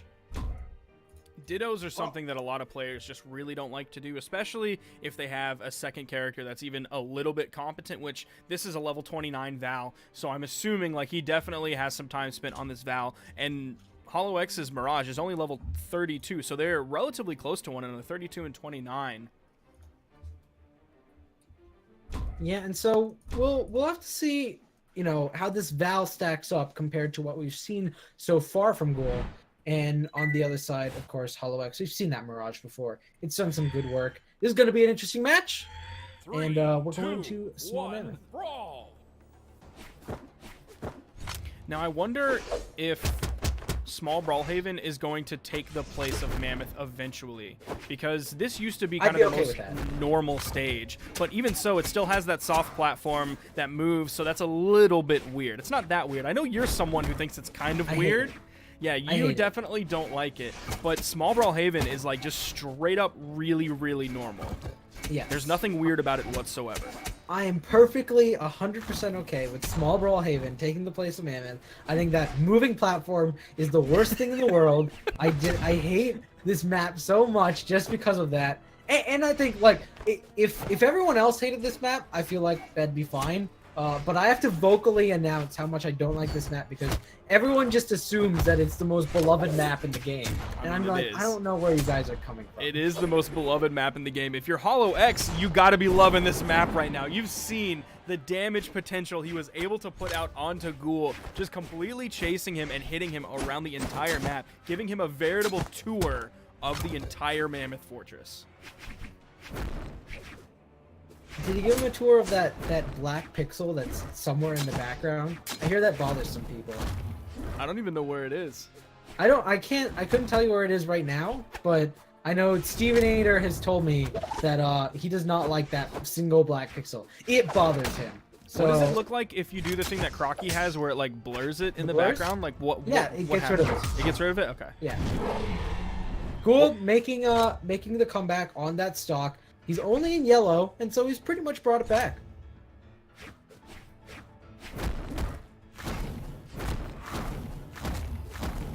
And a fantastic gauntlet string coming out from Ghul, making in, I'd say, probably 12 hits there as he manages to get a fantastic amount of damage on Hollow. Interrupts the side string that Hollow was trying to make work, gets a couple of quick side airs, isn't able to get the kill confirm on the ground pound though. Now Hollow's going to come back with a vengeance, hopefully looking to make back this stock that he's basically lost all the damage that he had earlier for. Ghul really starting to turn this round. But Hollow's still in here. Hollow really trying to stretch the edge guard game, but it's going to be a jump side air from Ghul. The weapon toss, and Hollow is going to fall. Even if that weapon toss would have hit, he wouldn't have gotten a chase dodge off of it like you used to. Yeah, and Ghul was, he took out that recovery, and that was it for Hollow. Was not going to be able to make it back on stage. No matter what happened, Ghul just had to stand back and wait. And now Ghul with these gauntlets, Hollow's got to be really worried so far. You know, he had the lead early on, but suddenly these gauntlets are looking very scary. Hollow is able to get that down sig, and so I think it's going to be Ghul is going to be looking to try to swap out. Oh, he doesn't need to swap out. He gets the gauntlets immediately. I didn't realize he had made that swap on the sword already. And Hollow has the power of that down sig, which has gotten the kill every time so far. Ghul's got to be careful when he's over aggressing, and he's in kill percentage. Ghul playing very carefully at this point. There's the side signature coming out, but it does miss. Is he going to look for another one? We've seen him throw multiple of those out in the past. Both players. It's really starting to slow down, coming in at about 3.5 minutes in this game. Both players in the orange at this point. Ghul a little bit worse for wear. Some good side stuff from Hollow, and now Ghul's got to be really careful when he makes those approaches that he doesn't run into down sigs. That's got to be on his mind. And if it's not, it's going to get him killed. But maybe that's not what Hollow needs for this kill. A couple quick side ground pounds. And that's going to be stock number 3, game number 1, going the way of Hollow. Ghul has switched to Wushang. Now, it's interesting because I think he started to struggle in the end where a lot of Gauntlet players will struggle, and it was just in the raw neutral game. And that's something that Stevenator and Addy Mestic have both agreed on, is that Gauntlets in the neutral game, not so great. Gauntlets off stage, absolutely ridiculous, bonkers, one of the best weapons in the game. And so we really saw that struggle coming out from Ghul. Ooh, 8 Dex Wushang. That's an interesting pick. Highest Dex on Gauntlets. Can he make that extra frame advantage work in his favor?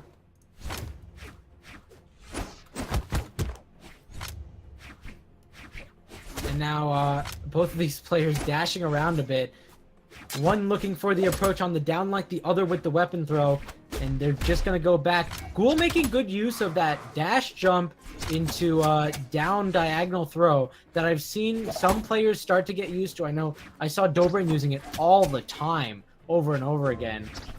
You know, you don't even really need that chase dodge afterwards. Just the power of dash jump into weapon throw gives you so much advantage against your opponent in terms of making an approach that actually hits. And it being down diagonal instead of like just to the side or just down, you kind of get the best of both worlds. Like you get the lateral coverage of a side throw with a little bit of the safety of a down throw. And the safety of being in the air. Unfortunately for Ghul, none of those weapon throws are going to save him from the ground pounds coming out from Hollow that are going to secure him the first stock here. Are we going to see the signatures coming out from Ghul to finish off this stock? You see a lot of signatures coming out for Wushang players. It's going to be back-to-back side signatures with a side sig, backdash, side sig to catch Hollow X out. When Hollow looking for a quick unarmed string, isn't going to find it after the downlight. Ghul looking for his own downlights, and now Hollow has managed to pick up that weapon and is going to start dealing plenty of damage on Ghul.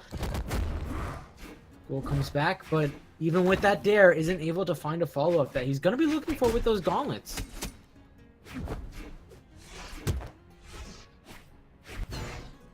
Ghul not 100% worried about going unarmed against Hollow. Like, you see him go for the weapon as a priority, but not straight away. Putting out the damage onto Hollow. He's almost completely evened it up. Ghul just a little bit behind at this point. You see him in the edge guard situation.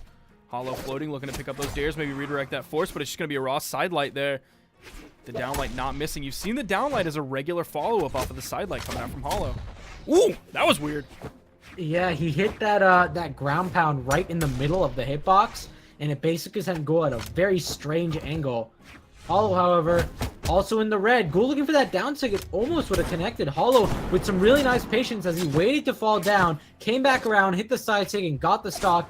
Ghul, I think he's going to be looking to take the next set with plenty of signatures on Wushang, like you mentioned before, looking for that side sig. Hollow is going to be avoiding and being patient as usual. Seeing the signatures come out.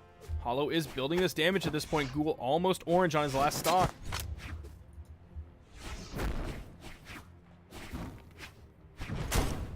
Another signature, this time coming out of Hollow. Ooh, punishing that down signature with the down air perfectly.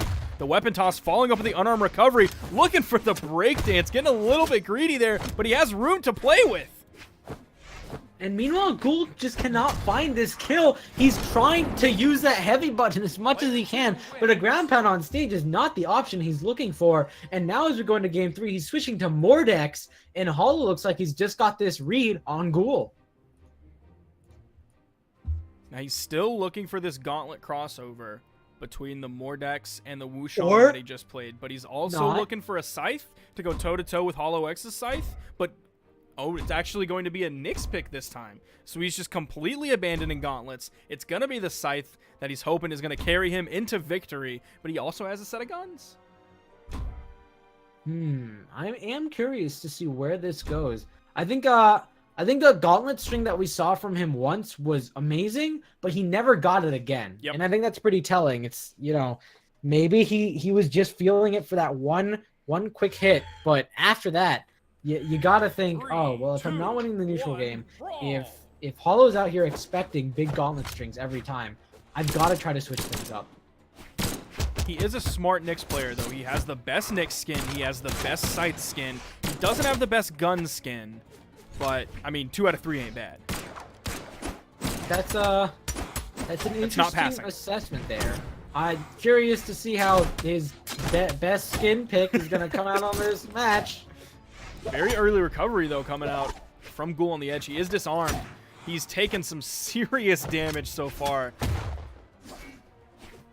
He just does not have any options after getting hit by that downlight. That is a very early stock coming out from Hollow. And Ghul, so far, the guns weren't really there. I'm looking to see if the Scythe is there. We saw Ghul play Mirage earlier, right? Yes. Like, maybe the Scythe is what we need to see from him. But the fact that he didn't play it in game 1 or 2 makes me think that he's tried the Scythe Ditto against Hollow, you know, somewhere in the past, either in a different tournament or maybe just in rank, and went, man, I just can't do this. And now that he has it this time, we'll have to see if maybe he can pull out something new here, or if we get to see the reason why he didn't want to play Scythe Dittos against Hollow. And a fully charged down signature is going to hit Hollow. The side signature ends up getting punished by Hollow, and Hollow just continuing this onslaught, keeping his lead right now. The ground pound, unfortunately for Ghul, is going to send Hollow back on stage. Plenty of those ground pounds coming out. He's not afraid to use this down sig at all. Nice recoveries.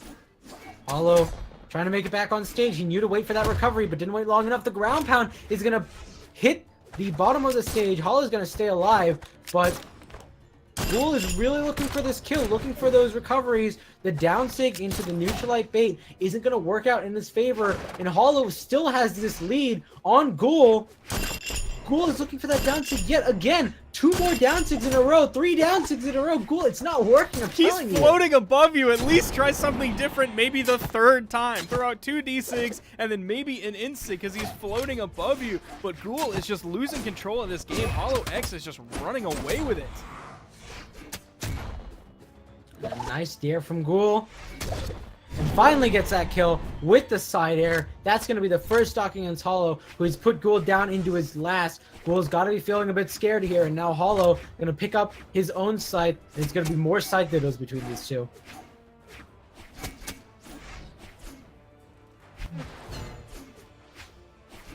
Oh, Ghul with a Okay. gravity cancel taunt. 2 jump heights up. I think he might be all but conceding at this point. It is a Fascinating game option. of dashing between these 2 players. Look, to be fair, I've seen taunts used with great effect. If you'll recall, I believe there was a tournament where I know Starlight was in it. I don't know if he was the winner here or the loser here, but someone used a gravity cancel taunt and actually like lived because of the taunt. Oh no, Starlight was the one I think who used the gravity cancel taunt and died because of it. Was that what it was? I think that was him. Well, either way, Hollow is going to take the stock out on Ghul, and that is a very, very dominant 3-0 coming out from Hollow. I mean, they basically got worse over time, right? Like that first game, it was pretty close for Ghul. Ghul was making good progress on Hollow, and by the time we got to the 3rd one, you know, gravity cancel taunt in the air to say, I can't. Hollow putting out a big 200 more damage than Ghul was able to put out. Hollow, like, he's got to be feeling good. He's not feeling Hollow right now. He's feeling very, very good at this point with that fatty 3-0. And now we're going to moving to the other side of the quarterfinal bracket. Tiger against Jerry K. And I have never seen this Mordex skin. It's kind of... What? Yeah, you're right. It's It's a little dopey looking. It's like what's the it's the hyenas from Lion King, like the real dumb one, like not the Whoopi Goldberg one, but the real like goofy dopey laughing one. That one. I absolutely agree. That is definitely the first thing I thought of. Maybe cute, it can though. make Tiger laugh, and then he can take advantage of that. He's cute though. Look at him. He's just having a good old Is he? grand time. Is that what he is? Yeah, come on, man. He's just smiling, got that big old gaping grin. It's better than the other Asuri skin. Let me tell you that much. Nah, that is looking just nasty. perfect. And Tiger getting some good damage on Jerry K. You know, I have to imagine the fact that I sort of know Jerry K's name.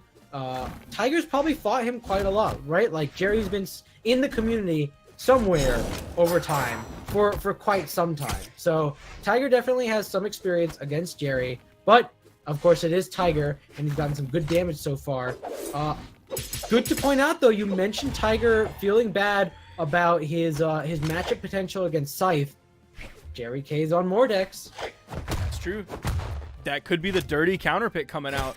Jerry might be taking my advice, or maybe Jerry knows this, playing against Tiger in the past. Who knows? Maybe it was Jerry's Scythe in the first place that made Tiger make those comments.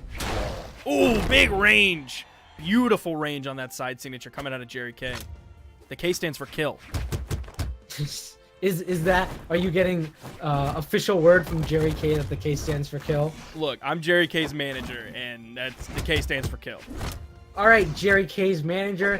So far, you've clearly done a pretty good job. If this first game is any indication, gotten Tiger down to second stock. Unfortunately, though, as I say that, the even damage has become uneven. Tiger has gotten him down into red, looking for that kill. Isn't gonna find it with that down sig, unfortunately, but he's able to get a big punish on Jerry, maybe going a little bit greedy with that side heavy on unarmed. And now Tiger's got the weapon here against Jerry, who's in the red, not looking good.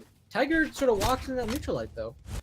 I was expecting like maybe a backdash into the down signature or something like that, because Jerry was being very, very hesitant on how he wanted to go in on Tiger. There's the neutral light. There's the weapon toss again. Tiger, one of the few people going for that. He jumps out of the way of the side signature coming out from Jerry that was gravity canceled on the edge. I will say it does sort of seem like Tiger's hung up on, you know, meta from 2 weeks ago where you throw a weapon horizontally and you just get a free approach in. Isn't getting those free approaches anymore, but he's definitely still used to using weapon throws as an approach option.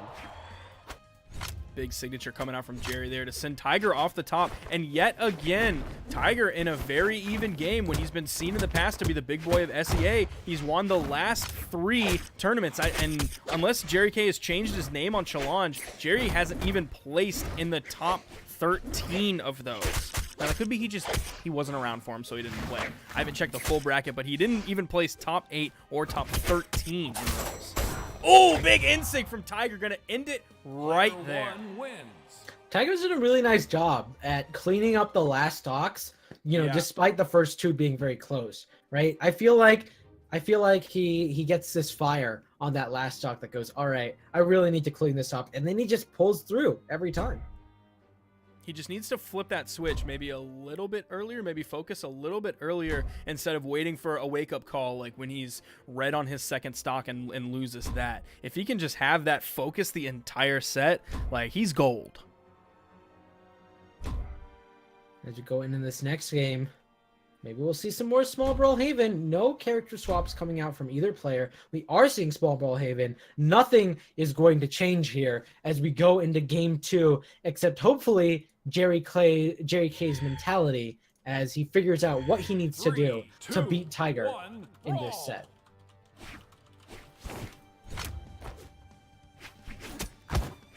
Jerry's the first one to get a weapon.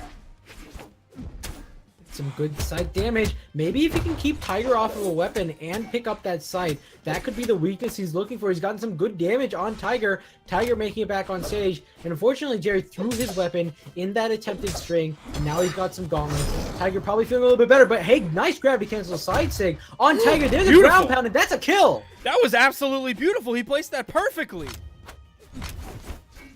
Well, all right. Now Tiger is still unarmed, and Jerry is looking so much stronger. This could be exactly what Jerry was looking for to begin with. Tiger's not going to let up at all, but unfortunately, he does disarm himself quite a bit here with those weapon throws, and he's got to be careful if he's falling behind when he gets unarmed. Yeah, Tiger's getting that wake-up call, that second stock wake-up call on his first stock. He's going to have to pick up the phone. He's going to have to wake up. He's going to have to answer it. Ooh, that ground pound almost hitting. And Jerry getting back on stage. He is in red health. Tiger looking to get this kill, but he's just struggling to get the final hit. And there it is. There's a stare, but he's in orange. Tiger very behind. Probably the most behind we've seen him so far in this tournament. Jerry floating high, gets the falling side air. Again, floating. Being very careful on how he approaches onto Tiger.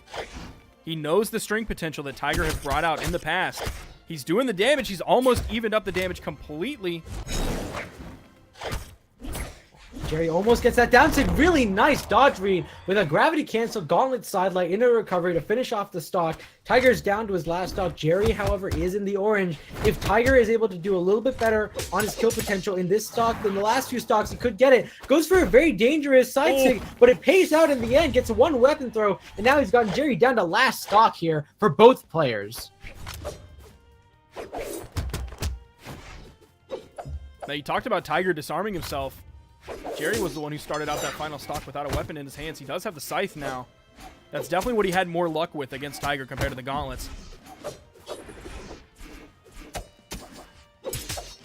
And now Tiger trying to find his way into this scythe and is just struggling so much. Goes for a very risky gravity cancel neutral signature, but he is able to stay alive because of it. And now he's slowly finding those punishes on Jerry's downlights, but he's going to be he's going to need to do a little bit more than just orange.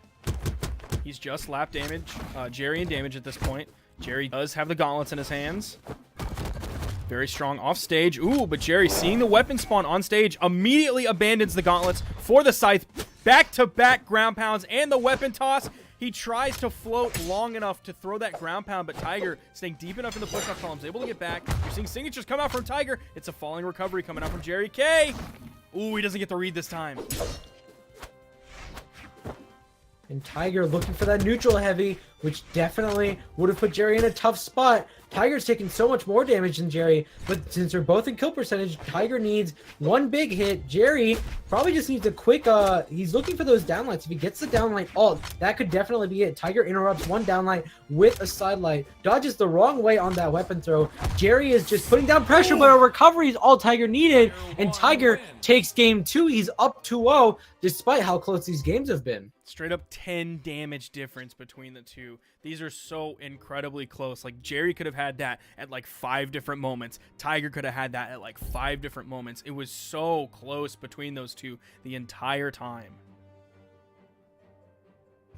Now as we go into game 3, are we going to see exactly the same thing? Is Jerry going to leave Brawlhaven open?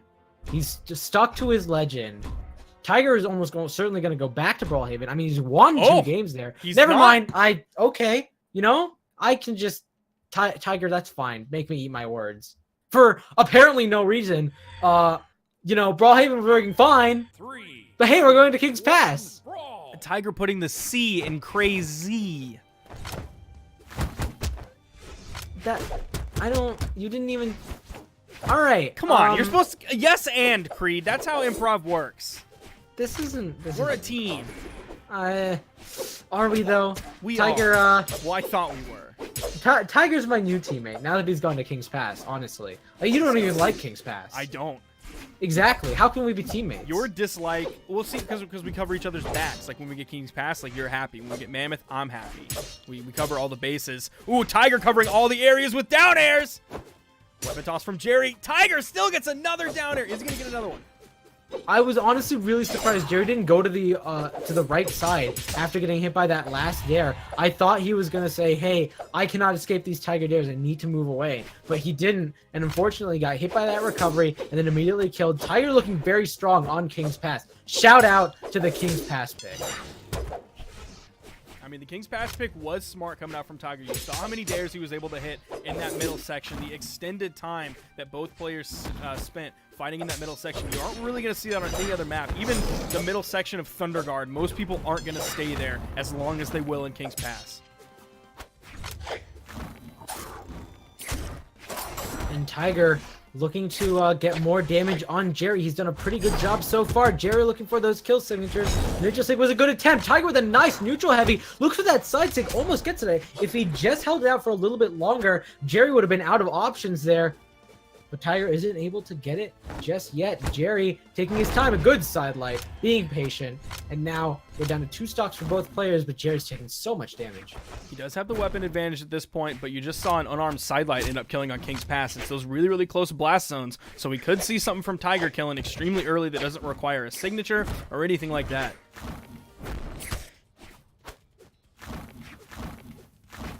You see Jerry, he is grasping at straws for those nairs, and it's going to be a neutral light from Tiger. He's going to hit the down light, but he's going to drop the side air. He tried to pick up the ricochet, but it's going to be a D-light into the recovery, taking Jerry off the top.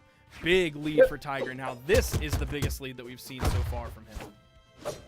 Yeah, it was really interesting. Oh, Jerry. Jerry. Oh, no, Jerry. Oh, no, Jerry! Player 1 wins. Jerry has fallen. Oh, the King's Pass pick, man, just completely on Tiger's side the entire time. You saw all the big dares in the beginning. You saw Tiger's just huge control that he had. Even when Jerry was grasping for nairs there, you saw like 3, 4, maybe even as many as 5 nairs coming out. Jerry just didn't have control of that area. I have to think. I wish I could go back and see what bans Jerry did on the other games of the set, but like I'm wondering, he banned King's Pass the last 2 times, and on this one went, well, we're gonna go back to Brawlhaven, right? He's gonna put me in Brawlhaven. I can leave King's Pass open because no one ever picks King's Pass. And then Tiger did that turnaround and went, I do King's Pass, which I can absolutely respect because King's Pass is great. I don't agree with you, but that's because I'm Jerry K's manager. So it looks like it's going to be Jerry K. We're going to be following him down into the losers bracket. This time he is going up against Reaper, who we haven't seen so far. Seed 6. Is the seeding still following what it's intended? I mean, if Tiger beat Jerry, then that set is at least Sparky. We have 1 and 2 in winners finals, and then in losers round 6 we have 3, 4, 5, and 6. Hold on, it's actually like it's almost creepy. 6. Yep, that's super weird. It's almost creepy. Yo, whoever seeded this tournament, bro, they know their scene. They know their seed. Good for them, man. And we're seeing a 9-dex Koji. I wonder if we'll be seeing some of those sidelight into neutral lights on Sword. 3, 2. I mean, that was what who was it? It was Noel back at the Stream Me Legend series. That was last year, right? No, yes. Last year that he used it so effectively that after that tournament, that immediately got nerfed and was taken out. But now with the recent dex changes, it is viable. It is viable yet again, and we'll see if it turns out to be a great option. That being said, a lot of players don't really like sidelight. Someone out there said that it was an incredibly overpowered move. I did not say that. That is not what I said. I said it needs to be toned down. Just absolutely insane, and no one thought that was true. I gotta say that was a really nice slide charge neutral sig coming out from Reaper earlier on. Unfortunately, because he was more lower on the stage, wasn't going to get the kill on Jerry, but there's that gravity cancel down sig. That is going to get the kill. Reaper looking very good on his first stock. Now, I don't know if this is technically... Is this best of 5? I have no idea. We're going to find out. Okay. Jerry looking for that kill. Gets the side air, but sends Reaper on the wrong side of the map. But a nice stomp as Reaper is coming back up onto the stage into the side air for the kill. Very even. Second stocks were going into it. Jerry staying very grounded at this point. You saw Reaper fall right on top of him with an air.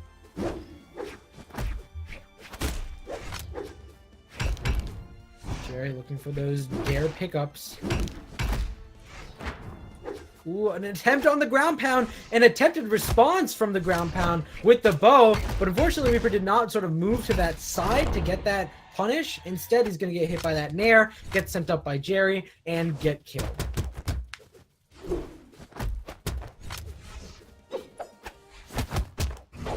Jerry with the lead on the second stock. He throws away his weapon, gets his arm for a little bit. There is one on the stage. He's not worried about it, though. Throws a little bit of unarmed damage onto Reaper before picking up the hammer. 2 back-to-back side airs. Tries to find the third one. Ooh, just barely misses that recovery. Reaper Jerry was right on the cusp of ending that game like 3 times there. Yeah. That was super duper close. He has a really solid lead on Reaper at this point. Ooh, tries to go for a little bit of a greedy gravity cancel down signature about 1 height up.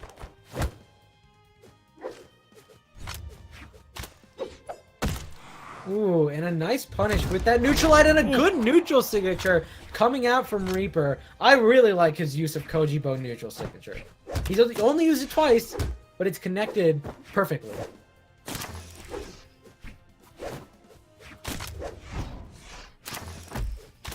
Reaper really trying to play that spacing game. You're seeing him backdash a lot before he commits with something like a downlight, sometimes a side light.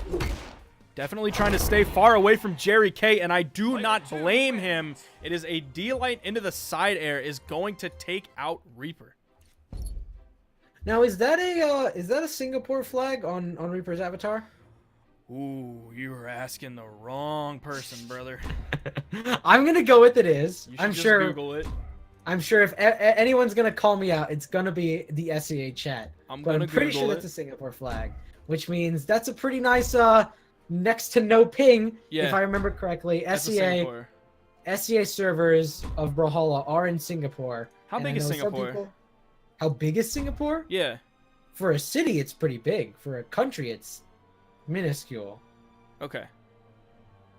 I mean, because like if you had the servers on one side of Texas and you live on the other side of Texas, like you're not going to be that close to the servers. But if Singapore is small, Singapore is small. I mean, you know, you go on the wrong side of Austin, and you're still getting just a few milliseconds of ping, which I'm pretty sure I've seen Tiger measure that out. It is just a few milliseconds that he gets. But hey, apparently Reaper's there too. I don't know if they hang out, but I hope they do, because friendship's important.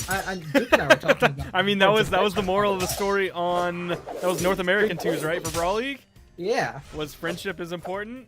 friendship's so important. If you here. can't win the tournament, hopefully you win in friendship, but also some people who win the tournament can also win in friendship. Everybody can win in friendship. There are no losers.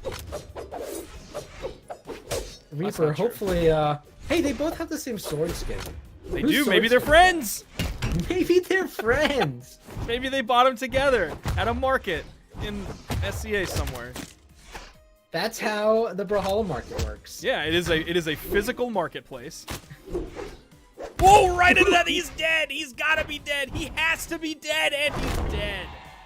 That was such a nice dash jump into X pivot ground pound coming out from Reaper. You take a ground pound when you're orange and it's a bow ground pound, you're gonna die.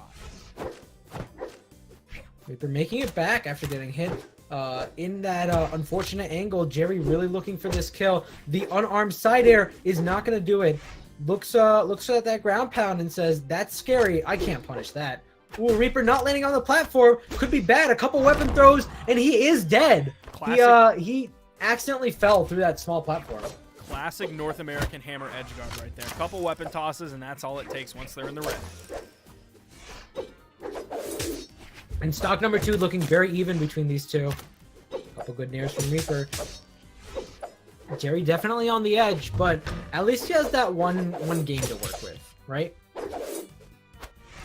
He does have that to his name. He has the hammer. It seems like he just has a little bit more success with the hammer. It's not like he has failure with the sword, but I believe he favors the hammer a little bit. Not only does it have the larger thrown hitbox, but he's able to find edge guard situations with it. He's able to find neutral game options with it. Making his way back on stage. They're both sort of jumping up and down, trying to find the right hits, avoiding each other pretty well. Doesn't get hit by one quick nair. Jerry is going to respond with his sword. Gets a nice neutralite. Can he follow up? He goes for the dash into the weapon throw, but Reaper's already burned his options. He doesn't even need to. Jerry takes the second stock first. Now, it's interesting that you brought up about Jerry's jumping right now, because you saw him on Brawlhaven playing a little bit more grounded. He was dashing back and forth on the ground, trying to catch his opponent when they landed. But here, you're right, he's playing a lot more floaty. Both players are playing extremely floaty, and maybe that's just an answer to the way Reaper is playing right now. We're seeing a lot of bunny hops, a lot of jumping 2 and 3 times before they commit to a move. And a nice weapon throw coming out from Reaper, and as we go into this last stock, very close from both players.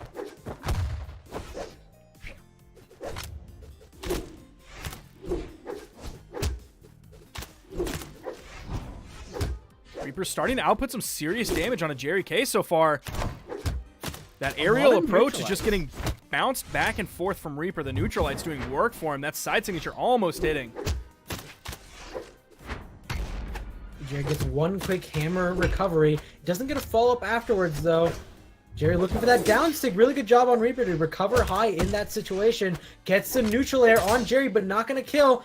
Both players in such close kill percentage. The bow side air sends Jerry downward, but a weapon throw is definitely not going to connect. And he gets hit by the side air. Jerry is going to be doing that weapon throw. Isn't going to work. A sidelight, a weapon throw. Got the sword. Looks for a really hard read with that sword side sig on the opposite direction. Both players on the red.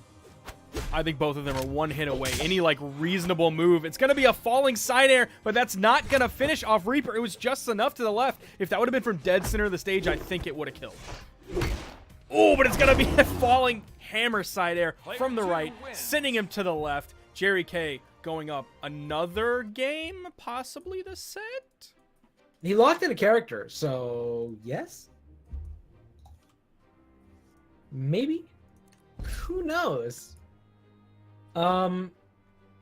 Yeah, I do think it's interesting. He had that sword side air and then turned around, used the hammer side air, and that really sent him flying. You know, hammer side air, I think a lot of people have definitely said maybe a little bit too much force. And then cannon came along and that had even more force. So I still remember when I heard Dobrain say that cannon side air has more force than hammer side air. I was like, there's no way.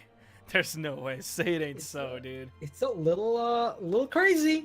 And it looks like that actually wasn't a best of 5. I think it was a best of 3, with Jerry K taking that over Reaper, and then Ghul just knocked out Godless, who had just the absolute bananas Scarlet and pretty bananas Vrax that we saw earlier. And now, you know what seeds we have for top 4, Sparky? 1, 2, 3, 4?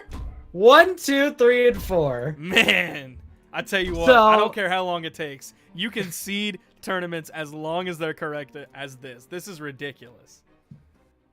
So, you know, by any logic, Ghul is expected to win this game. We'll see if that actually turns out to be true. Jerry K had a pretty close set on Tiger. I mean, I should say the games were close. The set wasn't actually very close. It was a 3-0. But like Jerry K showed he has that skill potential. And so as we go into this next game, I want to see what he does here against Ghul. We're seeing Ghul run through the gamut of characters right now. You saw him with that one Bodvar skin, like the one that has the 2 horns. I haven't seen that skin in forever. The Bodvar skin with 2 horns. I wasn't paying enough attention at each individual skin. It's like the techno-y one that has like that sword that's like almost like a giant trapezoid. Oh, the Berthen one. Sure. That's what Berthen had as his profile picture for a long time. I think you mean Pyrico, a.k.a. OmniPie. Yeah, I'm just going to call him Berthen. That's very disrespectful. That's all right with you? But Ghul's coming in with this Wushang. We saw him have a little bit of trouble with this earlier. He ended up switching to... Who did he switch to after this? 3, 2, a lot of things? 1, if I remember correctly, Ghul switched like characters 3 times. Yeah, but I thought like this was the second switch, and then he had a third one. Maybe it was a Nyx. I think it was a Nyx. Yeah, it was a Nyx for the third one. Yeah. He had 2 Gauntlet characters, and then the Nyx. We'll see how the Wushang specifically does against Jerry. Interrupts the post weapon throw follow up with a nice neutralite. Gets some good gauntlet damage. That's the kind of gauntlet damage we've seen from Ghul before, and I want to see more of that in the future. Yes, Jerry now in the orange, but Jerry has the scythe. The weapon he tends to favor a little bit on this Mordex over the gauntlets. Is Ghul going to struggle again in the neutral game like we saw before against Scythe? It's looking like he's struggling a little bit right now. He's not finding the openings that we saw earlier. We just saw it side sig a channel for just a little bit, but Jerry is just getting priority on all of his moves over Ghul. Oh, Jerry looking for the downlight. Ghul immediately punishing, but I think that the dash jump that he got and followed by the gravity cancel downlight was so surprising. He wasn't actually able to place the gravity cancel neutral heavy properly. Recovery coming out from Ghul, almost killing. We actually just saw Jerry K hit a downlight, and he didn't do the active input with the stronger force that sends you the same direction that you got hit. So a little bit interesting there. He actually brought Ghul back into the middle of the stage. Ghul sending his weapon upward. Oh, that almost killed. I assume he wanted to catch it, but the Twilight platform instead catching it for him, and he got punished. And like you said, almost got killed, but hey, all he had to do was turn around and get his own recovery, and he's back. And of course, Jerry K is just like, I almost killed you in the last stock. I can just do a quick side air. And this time, the island is not going to work against Jerry K. It's going to hit that perfect ricochet angle, not hitting on the flat wall. It's going to hit on that angled wall and send Ghul straight down. There's the D-Light coming out from Jerry K. You see him just high APMs coming out from Jerry. He's just not stopping attacking. Ooh, he watches as Ghul dashes in after it hits 2 times in a row. Ghul's got to be careful of that. But of course, Jerry K knows to look out for it. Gets 3 hits in a row over and over again as Ghul runs into his attacks and gets that kill. Jerry with all but a full stock lead. He takes 2 neutral lights coming out from Ghul. Jump nair. Back-to-back nairs coming out from Jerry. Ghul finally finds a signature, but Jerry's not in kill percent.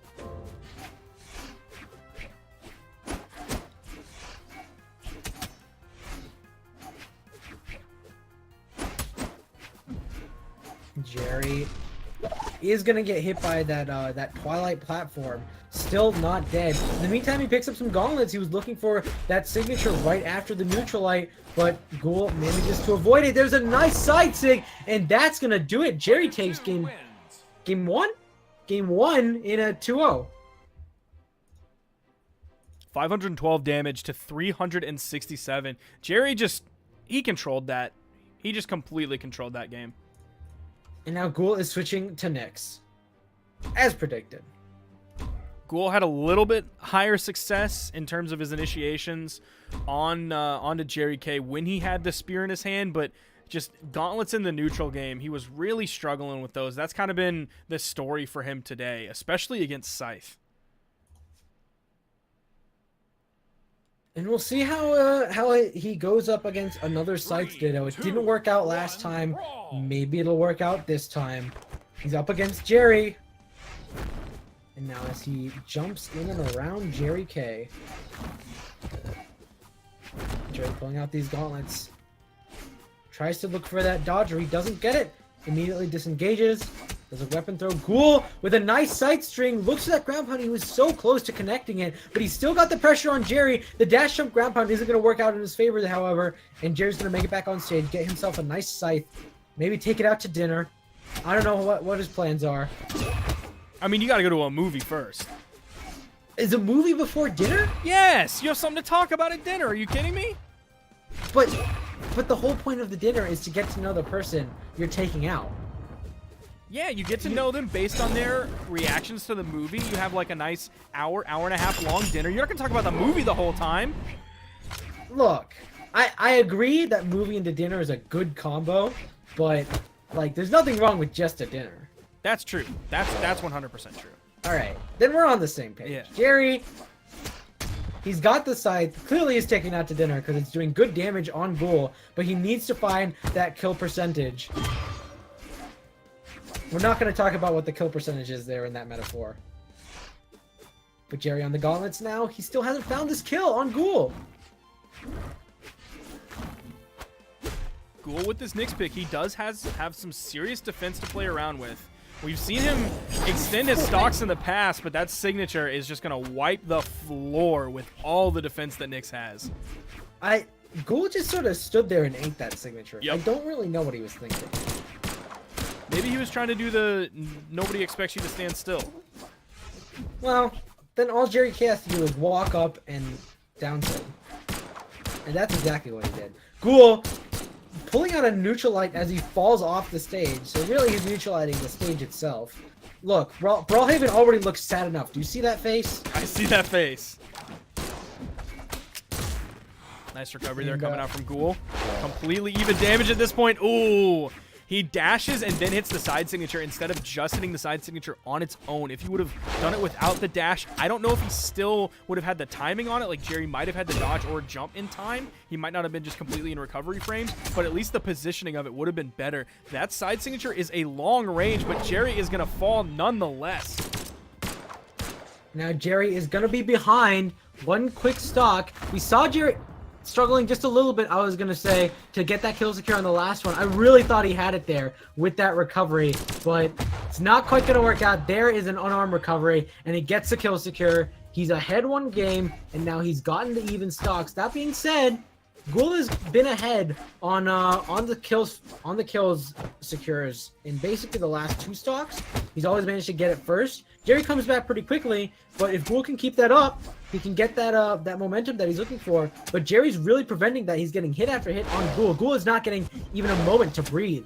Yeah, whenever Ghul's been ahead on the kill secure, like, Jerry has never had a lead like he has right now. He has Ghul in kill percent at this point. Jerry just has complete control of this game. The iframe's running out. Ghul picks up the recovery. He's putting out a little bit of damage. We've seen 1 color change so far in Jerry's health. It's at yellow at this point. Interrupts the side sig. Ghul looks for that weapon throw.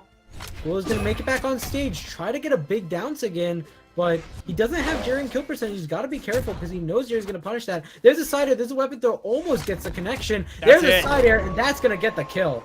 Jerry throwing out a nice big victory howl, going up to game 3 with a 2 lead right now. And I think we're going to see another legend switch from Ghul. I mean, this man is not afraid to switch legends over and over again, no matter what is happening with his opponent. And he's staring in the face of a 3-0 against Jerry K right now. And you got to be thinking, hey, that's a level 62 Mordex. It's nothing to shy away from. Yep. I mean, he does have the scythe. We saw that carry over from Nyx. Just, is Ghul gonna have the gauntlets to deal with Jerry K's? Sometimes gauntlets, but mostly scythe. 1, brawl. Now as both players dash around, we got the Mordex Dittos. We're looking to get some quick gauntlets in, gets a neutralite, does not get the dare follow-up, gets another neutralite, doesn't get the Sare follow-up. Jerry's not letting him get follow-ups, but he is allowing himself to get hit by all those neutralites. That is the 4th neutralite we've seen so far coming out from Ghul. Despite, I believe, neutralite just recently got a nerf on gauntlets? I believe you're correct. Right, because dare in a neutralite is no longer a true combo. Yes. Ooh, I like that one so much. It doesn't matter, Ghul just keeps getting neutralites. Ghul is disarmed for the time being, though. Jerry K throwing down. Throwing his weapon away, picks up the scythe. Ghul is going to have to fight unarmed. Jerry K is going to hit the nair, sending Ghul to the right. Going with a big ground pound, doesn't connect. Oh, and a nice side sig in to turn around with the punish. Jerry really thought Ghul had a few more recovery frames on that, but to no avail. Fortunately, Jerry is able to come back around, get a gauntlet, get a quick sidelight into the recovery, and Ghul is going to get killed first. Here's just a raw side signature right over the edge, using all of the range that it has, and Jerry K putting out some damage onto Ghul. It's going to be a neutralite. That's not going to be enough, though. Ghul is going to jump. Maybe he's going for a dare there, but Jerry plucks him out of the air with a neutral air, sends him the other direction, and it's going to be a down signature from the right to the left. Ghul placing that perfectly to make sure it's a kill. Ghul looking for that read after the sidelight, but Jerry is not giving these to him. Ghul has got to be looking for a few more different options here against Jerry, because the things he's throwing out right now are just not working in his favor. He's not too far behind, though. With that recovery, he's maybe about 50 damage away from evening up the damage between Jerry and Ghul at this point. Clash right there, and the side signature, that almost killing. And a really nice neutralite in a recovery. Jerry does get hit by that down signature, and Ghul looking a little bit better. He manages to take the stock on this second stock, and now Jerry, weaponless. Ghul is not going to really contest that very much. I think he's a little bit scared of Jerry's unarmed play. Oh, just a raw ground pound. I think Ghul thought he was close enough to the wall that Jerry was going to be deep enough in the push-off column to maybe fly just a little bit to the right of his hurt box, but Ghul's still going in. He's not afraid to go in unarmed. It looks like he might have the read on a Jerry at this point. He is fighting for his tournament stock at this point. This is a best of 5, and Ghul is behind 2 games. Oh, Ghul charging that down, so doesn't get punished. He manages to get that dodge in before Jerry's dare makes the connection. Ghul recovers back on stage. Jerry punishes with a neutralite. No follow-up there. Both of these are very close. I'm almost losing track of which Mordex is which as they pull out very similar moves. The dash under the ground pound coming out from Ghul. Jerry with his own side sig. Both of these players are now in close kill percentage, but Ghul has the upper hand here. Gets that down like looks for the ground pound, but because of the nerf on the gauntlet ground pound, isn't able to steer it backwards enough to get that hit on Jerry. Sidelight coming out from Ghul. The weapon toss just barely going underneath Jerry. Jerry with a falling unarmed side air. It's going to take a lot more than that to kill Ghul at this point. He does have the possible range advantage. Does get a little bit of breathing room as he gets back on stage. He isn't dead yet, but a really nice downlight into nothing as he waits out Jerry's dodge. Doesn't even need to wait, just hits the recovery and gets the kill. Ghul has taken his first game in the set. Now, one of the things Ghul was able to do so well with the Mordex pick there was he was able to use active input not only on the scythe moves themselves, like one time he used the D-Light with the stronger force at the end of it. He used that on the right side of the stage, sending to the right instead of bringing Jerry K back into the middle of the stage. But he also did it on the down signature. He did the down signature. It was on the left side of the stage. He grabbed to the right and then redirected that to the left. But then he also grabbed and threw the same direction on the down signature as well. So really showing a deep understanding and improvisation in the moment, knowing which option to take. And as we go into the next game, Ghul has done us a favor by not using a black skin on Mordex. I appreciate that. That's nice. Thank you. He's using those are the summertime colors, right? Yeah. Yes. He's a little summertime pup. It's not really close to summer though. Listen, in Texas, it's still hot. I mean, the real question is, what's the weather down in SEA? Probably just muggy. Is that how it normally goes? I mean, it's the tropics, so probably. True.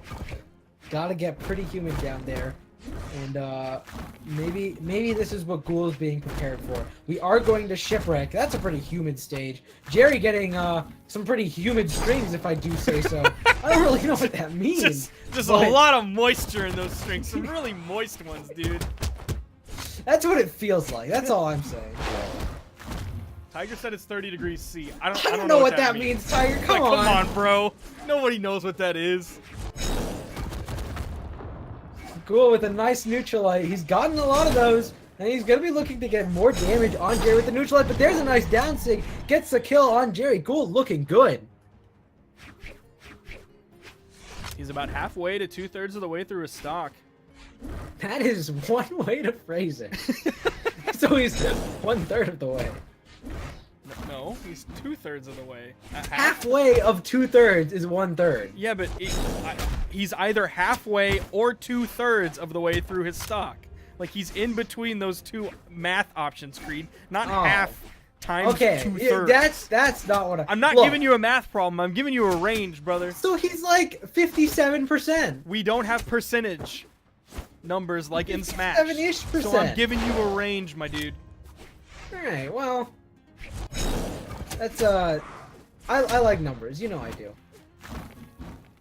Jerry, is he gonna be able to make it back on stage? He is, but Ghul's gonna send him upward with a recovery, and as Ghul looks for this kill on Jerry, he's going down into his last stock. Ghul is looking like a completely different person now, as he's almost looking at a 3-stock on Shipwreck. I would not be surprised if on the next game Jerry switches characters, unless of course he can make a big comeback here.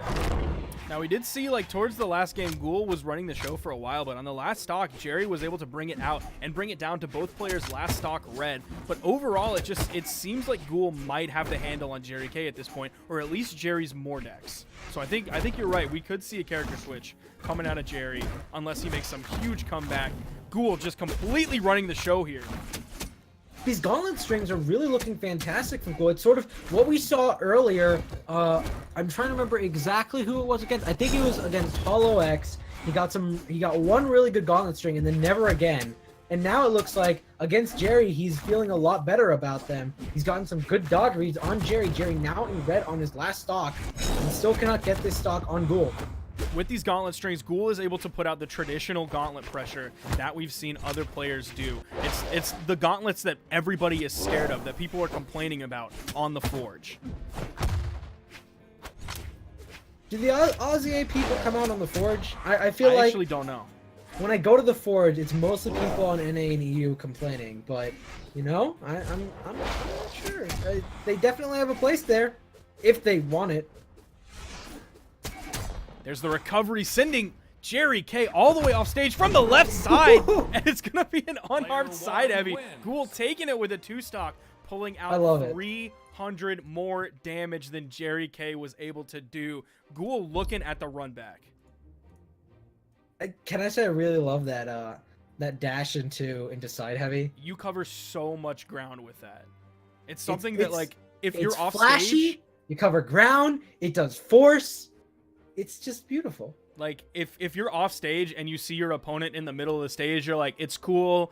I can react in time. It's not a problem. He's super far away from me. I'll recover back to the stage. Everything will be good. Oh my God. Why is he hitting me? Ouch. Ouch. I'm dead. And now, you know, I really like that Ghul turned on a black Mordex, almost as if he's like, I can use black skin because you're not going to use Mordex. Because Jerry K's on that Bodvar. That's the one that people wanted.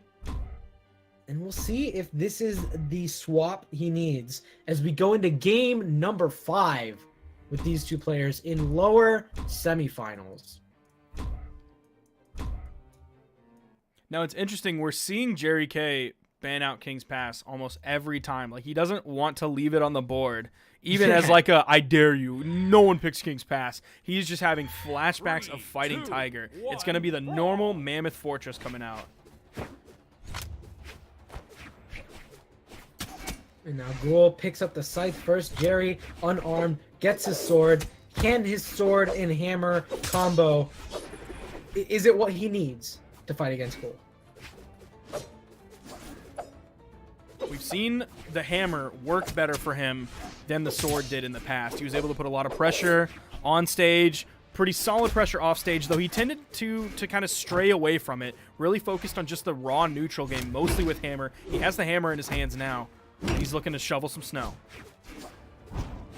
But it's 30 degrees Celsius. Look, you can put dirt in a shovel too, okay? But you said snow. Well, you do not get to use that excuse. well, You made the hot call out, and that read did not work. Now, Well, of course, you could say that if it's 30 degrees Fahrenheit, then yeah, go ahead and get that snow shovel. it's a snow shovel. Like, For shoveling snow, you're right. yeah. Ghul's not having any of it. He knows it's summer. He switched off the summer colors on Mordex, but that's fine. All he needs is to know that now is not the time to be shoveling snow. Well, he's wearing black. He's looking to go for a funeral, specifically probably Jerry K's funeral, and anybody else that he comes up against in this tournament. That's definitely gonna have to be his plan. Jerry is struggling to get damage on Ghul as we go into this next stock. I don't think the hammer is really working out for Jerry. His sword is doing a little bit better, but even then, oh, the ground pound does catch Ghul. Ghul using that dodge a little bit prematurely is gonna get caught out. He's got some damage on Jerry though, but he's gotta not make mistakes like that. Does it ever snow in SEA? I don't know. Probably not. I mean, isn't SEA is like primarily like all in the tropics? Does it even Yeah. snow in like? It snows in like China, right? Which is more north than that. Yeah, but that's like, you know, you go to North China, suddenly you're getting close to Russia. Yeah. And we all know how much snow Russia gets. Wait, does it snow in Russia? Yes. Are you sure? I don't know, man. I'm pretty. Oh no, Jerry! What just happened? Jerry must have been Googling if it snows in Russia. Now is not the time, Jerry. Now is not the Come time. on, bro. I was just joking. I know that it snows in Russia. My good friend Vlad is from there. I know. I feel like I never get any pictures of snow in Russia from Doranin. Do you get pictures of anything other than food or his cat? From Doranin? Exactly. Food and cat, dude. That's what we like to see from Russia. And Jerry with a hammer side air, hits Ghul down. Oh, no, and Ghul Ghul! really was the nair. To be fair to Ghul, he did not have a lot of options. Yep. If he sided back to the stage, he was almost certainly going to get hit by that recovery.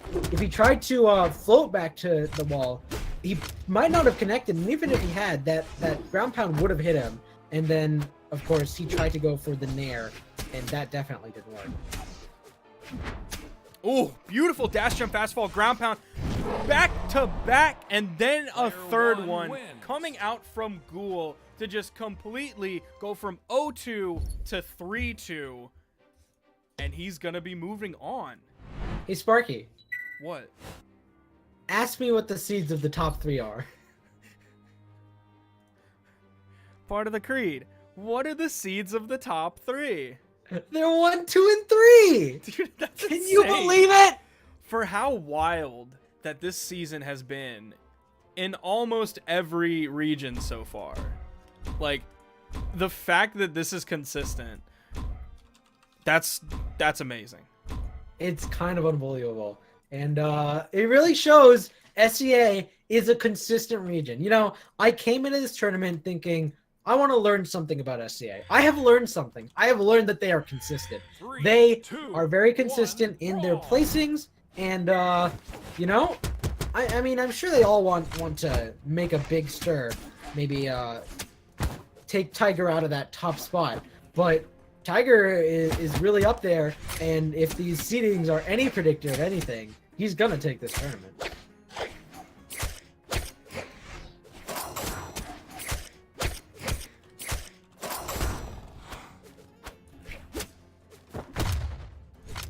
Tiger sending Hall upward. Gets that weapon throw that he loves, but is unable to get the second weapon throw. Hall's gonna make it back on stage, and he's getting down damage on Tiger.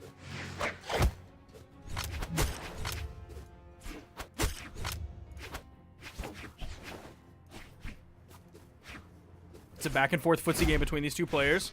I think we'll definitely see some dash dancing between these two, especially when they both eventually get to the red. Definitely on each probably individual stock, and definitely towards the end of the game as well. It's going to be Tiger taking an early lead, though. Not quite that much of a lead, at least at this point, except he's taken Hollow X into the yellow on his second stock.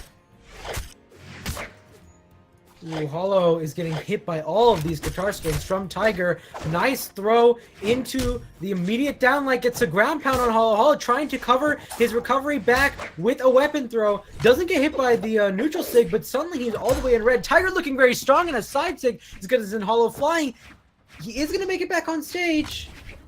Tiger continues to rack up damage, though, at the very least.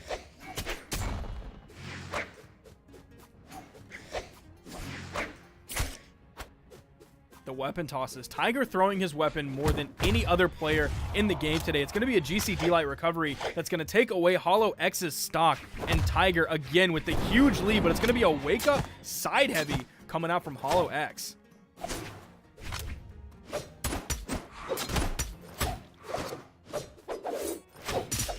And now Hollow looking to get this spear working. We've seen the spear do pretty good work in the past. The down sigs and the side sigs are probably his best option so far.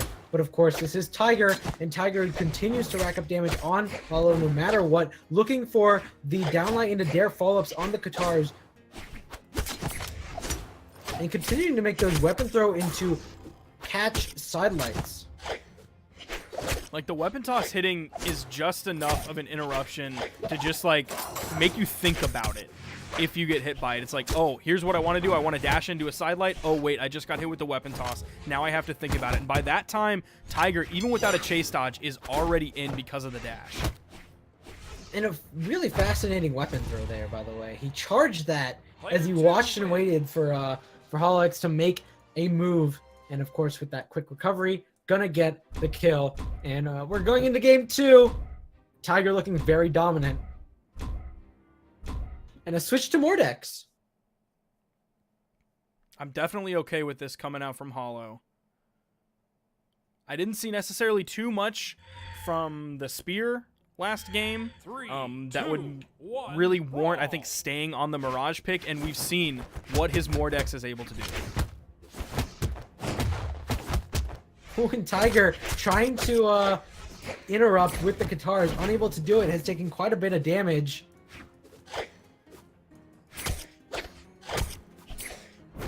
Getting some good damage on Katars now, though. He slowed down the momentum and turned it maybe a little bit into his favor. An interesting ground pound there.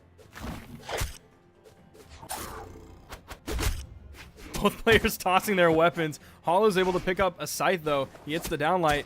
He has Tiger on the edge. The weapon toss going just over Tiger's head. Going for the neutral signature, trying to catch Tiger just about one jump height up, recovering a little bit high. There's the weapon toss. Tiger using those so effectively. If you're Tiger's opponent and he throws... That, go ahead. He gets the lead on the first stock, which is something he hasn't had so far. Tiger not looking maybe as good as before, but I think part of that has to do with how much damage he took in the very beginning when he was unarmed, and a fantastic gravity cancel down sig.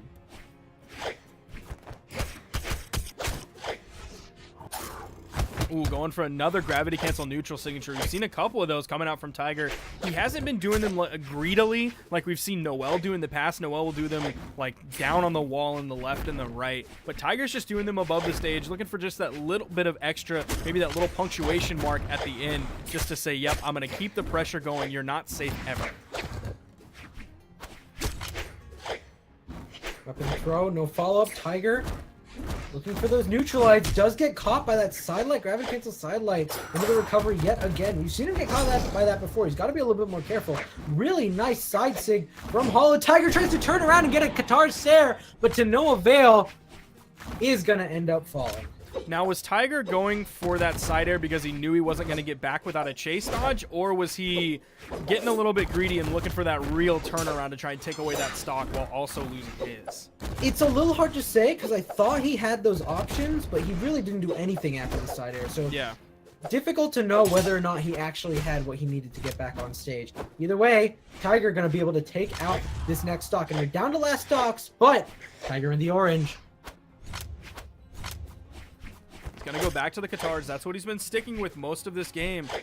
He's been able to put out really consistent damage. We've seen like long strings that are just taking a long time for them to actually happen. He's not getting the huge downlight dare loops or anything like that, but he's just putting out damage over like 15-20 second long strings. Ooh, a couple good nairs, follow up with the sidelight with the downlight and the dare, turns around, gets a quick jump into side air, and that's plenty of damage for Tiger. He does throw away his guitars though. Teaming it up, Hollow's gonna keep Tiger completely weapon starved, throwing his scythe, picking up the gauntlets. Ooh, okay. Player one wins. And with that, a 1-1 between these two players. Tiger not getting that that perfect tournament that maybe he was looking for. He hadn't lost a game up to this point, but he is going to lose this one, and now we're going into game 3. Now let's see. Has Hollow lost a game up to this point?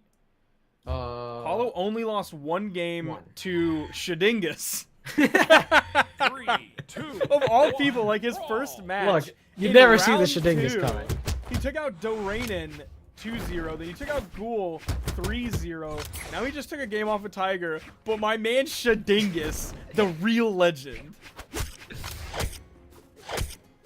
And Tiger, he does this time get the guitars early, and he's just going to keep hitting Hollow with these nairs. Some really beautiful nairs. I miss old guitar nairs. Can I say that? Is that a...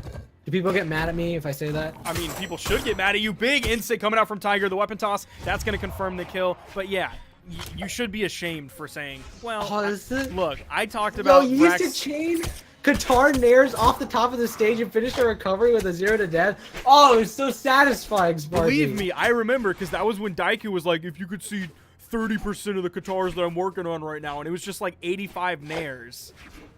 Look, I understand. I talked about Vrax D-Sig earlier on Lance. Like, you can talk about Qatar and Air now. Like, I get it. It was disgusting.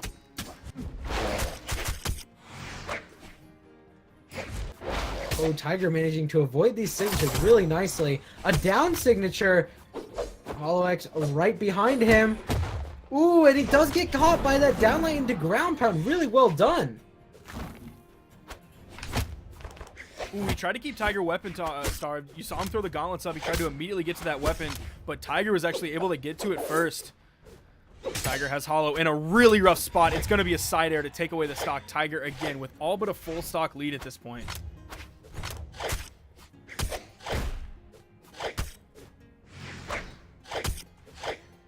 Tiger making these nairs work. Well, good interrupt with that dare. Sidelight coming out from Tiger. Didn't find that neutral after the sidelight. Threw that weapon, but this time it was expected. The spot dodge does not last long enough to save him from that side signature. He is going to get sent off stage even more, but he's going to make it back on stage. Not before he gets hit by that ground pound, and he's going to lose his stock. Down to last stocks for these players, but Tiger has gotten Hollow X down into the orange. Hollow showing a fair bit of control at this point. Where was that Hollow the rest of the game? Where was that Hollow when Tiger had a full stock lead? Tiger with a neutral light sends him off. That's the recovery. Does he have it this time? Tiger does not go for the final dare, but he doesn't need a gravity cancel neutral signature. Tiger is up 2-1 in the set. This could be the match point, and Hollow X is switching to Mirage. What skin is he using? Is he using the mummy skin? He is using the mummy skin. Good call.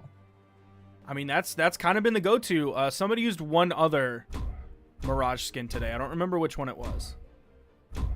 I can't say I do either. Because I remember we talked about a switch to the Mirage skin. Yes. So who knows? Man, that skin looks real kept good. up. Tiger's kept up with this skin for quite a while. Awakened to Suri. Yes, that is what it is called. That is one of the few skins that I actually know the name of. 3, 2, 1. Brawl. All of them I just have like a name for, like Mummy Mirage. Mummy. Yeah. Or Disgusting Asuri. And Rat Ember. Isn't right. Rat Ember just called Rat Ember? Hold on. I like Rat Ember. No, you don't. I literally changed my mind like 2 days ago. No, you didn't. I did. I don't believe you. I have like the Ratatouille case just like on a bookshelf somewhere. And You're trying to debate me. I swear to God I'm not. It's not gonna work. I swear to God I'm not. I saw the Ratatouille case and I was like, yo, it's basically Ratatouille. No, like, it's not! I don't hate Ratatouille. It's not basically Ratatouille. It's basically Ratatouille. Ratatouille is a good-looking rat, and Rat Ember is not good-looking. You can't hate Rat Ember. I was wrong. Tiger looking good with that down like ground pound. Don't tell me I can't hate Rat Ember. You hated Rat Ember. Yeah, and I was wrong. It's Ratatouille. No. It looks just like Remy. Not Ratatouille. The rat, not the person. What? Okay. You scared me a little bit there. That's the name of the rat in Ratatouille. Yeah, no, I know. It doesn't make the Rat Ember okay. Look, she's kind of cute. God. That ground pound was almost really, really cute for Hollow. Almost. He almost picked up that down air that probably would have ended Tiger's stock. But Tiger, again, he just has the control here. Tiger, what? That worked. You dash back, do a neutral heavy, and then dash back in and do a down heavy. That's a true combo. Nairs, oh man. my gosh, dude! You wanted the old Qatar Nair. Like there's at least a tease of what it used to be. It's so beautiful.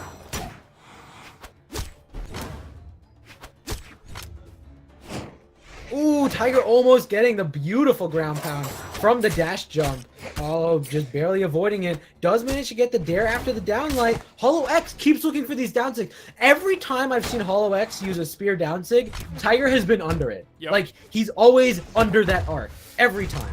Was that That's a the three stock to just completely end that set for Tiger? Hello, 183 damage coming out from Hollow. Like, Tiger taking a little while to maybe reach his full potential and wake up truly, but that was a 3-1 going the way of Tiger.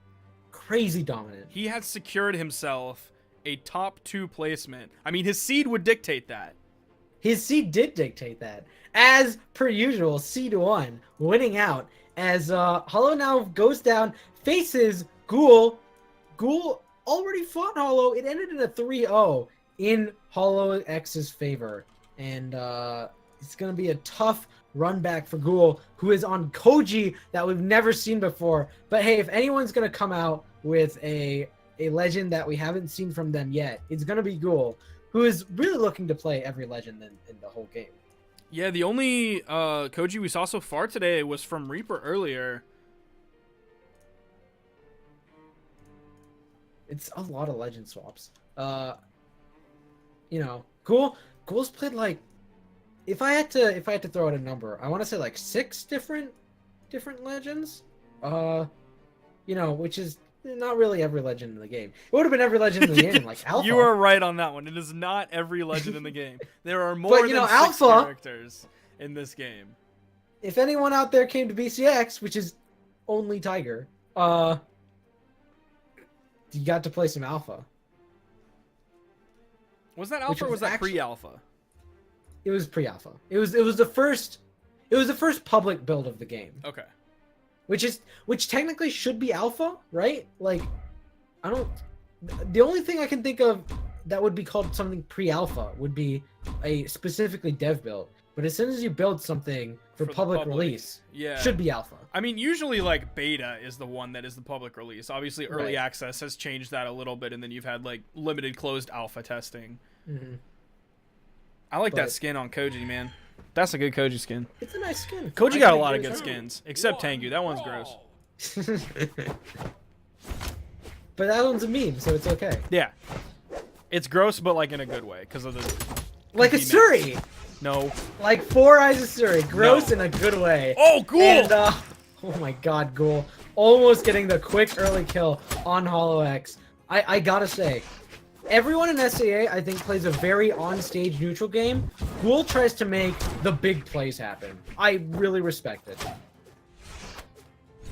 I mean, he's made it himself all the way through the bracket into losers finals, so it's worked reasonably well so far. Oh yeah, I forgot to change the scene. Look, that's my one, guys. That's my one. Well, while you've been away, Hollow X has managed to take out this stock from Ghul. Ghul almost made a pretty big play off stage. It was almost kind of neat, but we're back. We're seeing things, and Ghul is trying to make the stock back.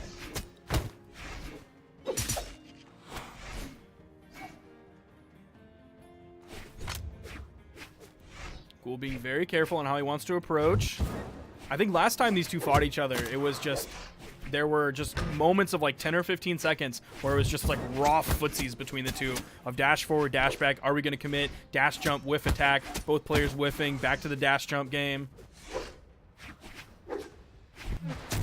Ooh, and a nice side sig from neutral as both of these players sort of dash around looking for their options.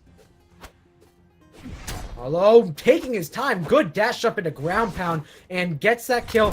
Almost gave Ghul a way back in. You could see he was looking for that nair for the chase dodge upward, but wasn't happening. And now, looking at the face of a 3-stock right now as he shows, hey, I've beaten you in 3 games already. I'm gonna do it again. I mean, Hollow just got 3 stocks, so coming back from a 3-stock with a 3-stock going your way would be nice. He's not going to find it. Ghul just throwing out a nice waving to everybody watching at home, everybody in Singapore, everybody in probably the Philippines as part of Southeast Asia, Malaysia. I don't know if Vietnam is a part of Southeast Asia. I really hope it is because it said Good Morning Vietnam earlier. I took a risk with that one.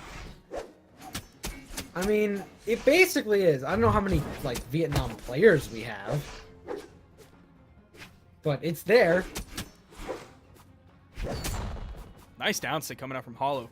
Right on the stage, though. Ghul really taking his time getting back. It's going to be a D-Light with a stronger force on it. Looking for a lot of these signatures, and he gets the down sig connection. Player 2 wins. And that's going to be game number 1. And now Ghul is going to swap to a new legend we haven't seen. Ragnir.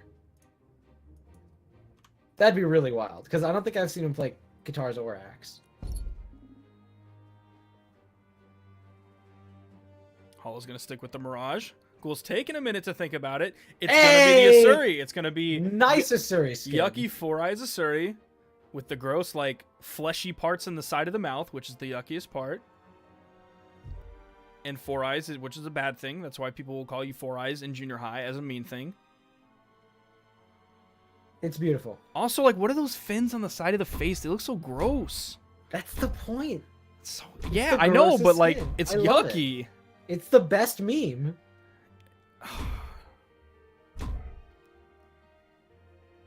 We have small Brawlhaven. Oh, Shipwreck falls. Oh, small Mammoth's gonna fall, and we're going back to Shipwreck.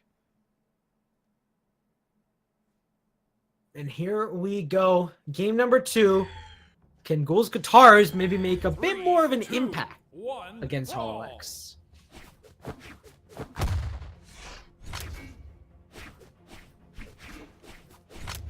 Hollow's gonna pick up the first weapon, but we're seeing really slow gameplay between Hollow and Ghul at points. We saw it in the previous set that they played. Yo, what are those guitar skins? They have skulls on them. Do they? What happens if you put in no skulls? Does it take those away? Ooh, that's the real question. Also, does it take away the skull in the background of Shipwreck? Yes. Okay. That I know. I thought it did. Ooh! I almost thought Ghul was going to make the greatest play of all. But Hollow X coming in with that weapon throw. Weapon toss. And he's looking like Tiger. Yep. He's doing these side weapon throws into sidelights. That's definitely rubbed off on the region. I mean, they've been working for Tiger literally all day. But of course, has anything been working for Ghul when it comes to his fights against Hollow X? Not so much. The last time they met, it was a 3-0. And Hollow already has 1 game up on him at this point. Both players in the red at this point. Hollow a little bit worse for wear compared to Ghul. That being said, both players in red, and Ghul takes the lead for the first time, throws out a flag. Which flag was it? It was his avatar flag. Oh, okay. So it wasn't. Who had the Singapore flag earlier? Was that Reaper? I believe that was Reaper. Yeah. And his avatar was like, it was a character. Oh yeah, it was one of like the little cutesy character ones. Yeah. Oh, Ghul with some big damage. I thought it was gonna end after that end signature. Ghul's guitars look great. Yep. They look great. Where have these been? They really do. Yo, he could play Ragnar. I was just memeing. I mean, I think he's probably. Oh, there it is. Is that? Yeah, that's Mordex, right? Yeah. Okay. I've never seen Mordex from the front, so. Now Hollow with this scythe gonna be looking. You know, Ghul can sort of hang back and wait for a guitar to spawn. Like, Hollow's not super big on making aggressive approaches and keeping the pressure on Ghul. Of course, BMG's sort of not giving anyone a weapon. Where are the weapons? Yeah, being real kind of stingy right now. And in the meantime, Ghul's taking actually a lot of damage. I sort of think that Ghul's gotta get off this sword as quickly as possible. He's trying not to tunnel vision too much. We've seen him when there's been a weapon spawn. Ooh, back-to-back D6 is going to take out that stock. But we've seen Ghul not necessarily like not tunnel vision for the weapon, but we've seen him go unarmed for like quite some time in the past, even when there has been a weapon spawn on stage. So him choosing to stick with the sword for a little while, like, that's not a huge surprise. But I do agree with you that he should really stick to the guitars as much as he possibly can. Really nice follow-up on that weapon throw. Looks for the side sig. Hollow just hangs back there.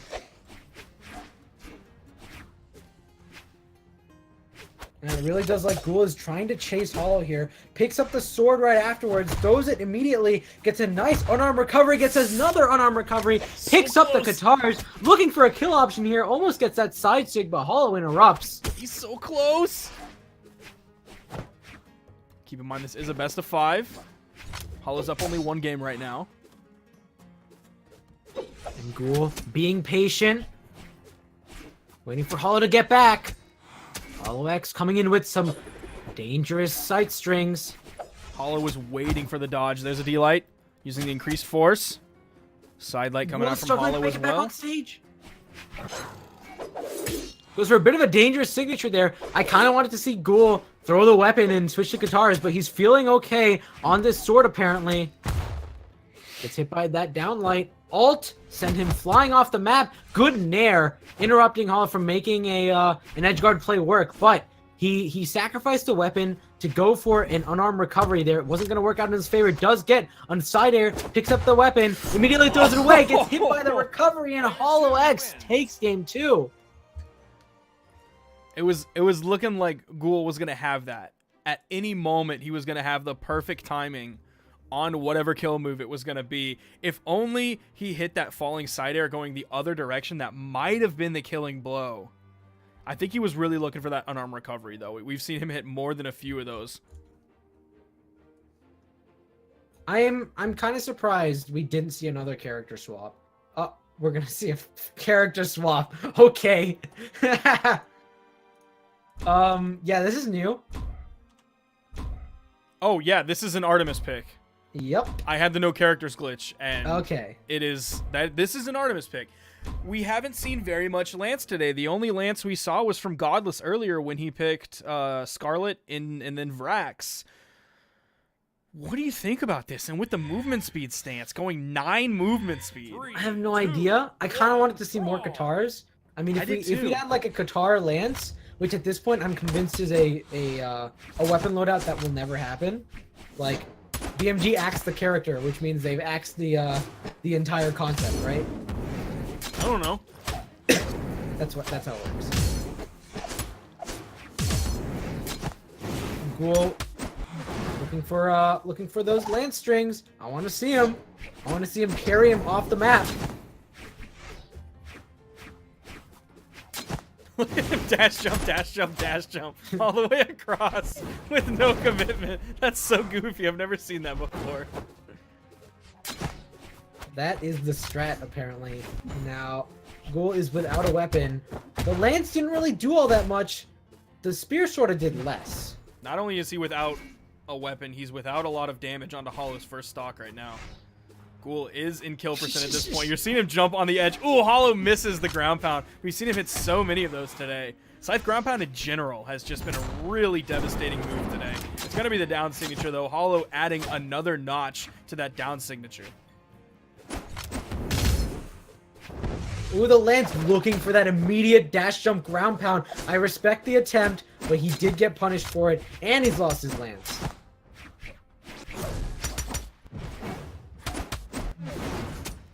Ooh, a good dare. Can he get the follow-up? He does get the recovery. Can he get the ground pound? He almost connects it, but not quite. Instead, going for that down save to try to hit Hollow X off the stage.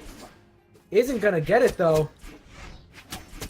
And now he's struggling to get this kill. In the meantime, a lot of damage being done. Ghul not looking so good. This is his tournament game if he loses this.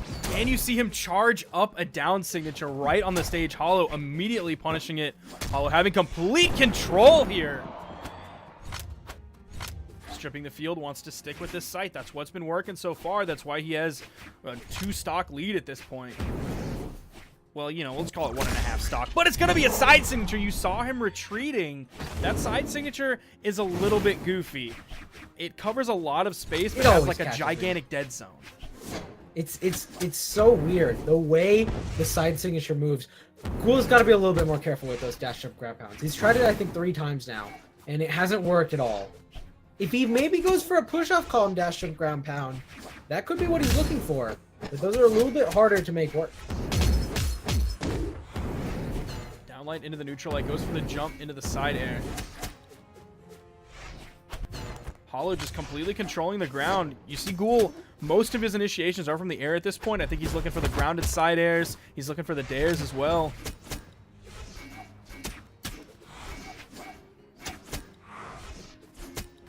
Ooh, the downlight alt looks for another one. Can't find it. He's on last stock here in red. Nice pickup with the nair. Save himself from the ground pound. Good side sig, and that's going to be not the kill.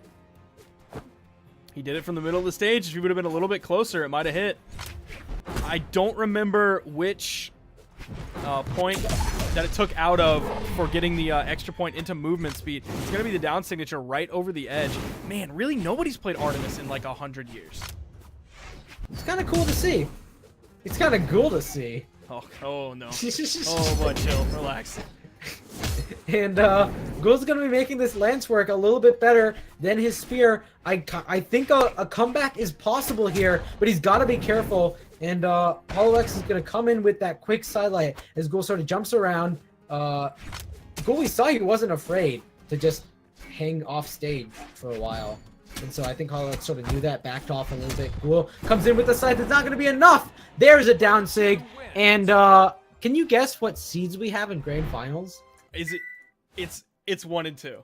It's 1 and 2, isn't it? It's 1 and 2. It's 1 and 2. Ghul, the 3rd seed, is going to take 3rd place. Jerry K, 4th seed, is going to take 4th place. That is so weird. And of course, 5th place and 6th place go to our Godless and Reaper, who are seed 5 and 6. Top 6 were defined when seeding was done. I've seeded tournaments in the past. It's been a long time, but I've seeded tournaments in the past. They never ended up this clean. Never. Not even a single time. Not once. Literally 0. A little bit.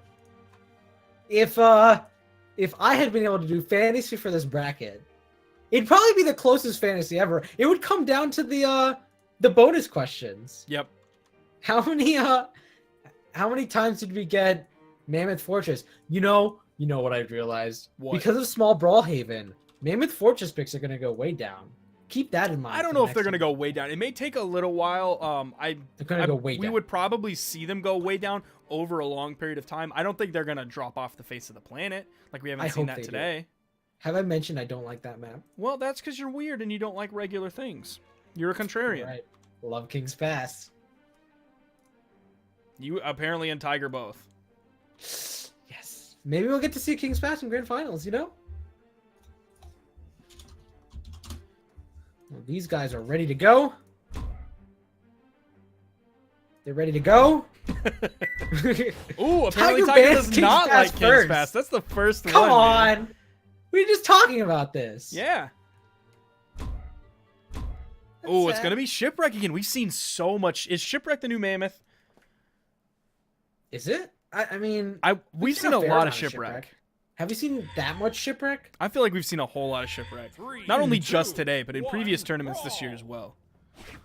I don't know. It's not like Shipwreck changed. It's not like how edge guarding works changed. I feel like nothing's changed that would have made Shipwreck suddenly be better than it was before. I don't know, man. I'm just talking about the statistics, dude. I don't know why. Well, either way, as we go into this game, Tiger, he had a 3-1 in the last set against HoloX. Can he get a? I mean, 3-1 is not true. It's not a 3-0, and it's not like HoloX. It still is a big statement. Dominated.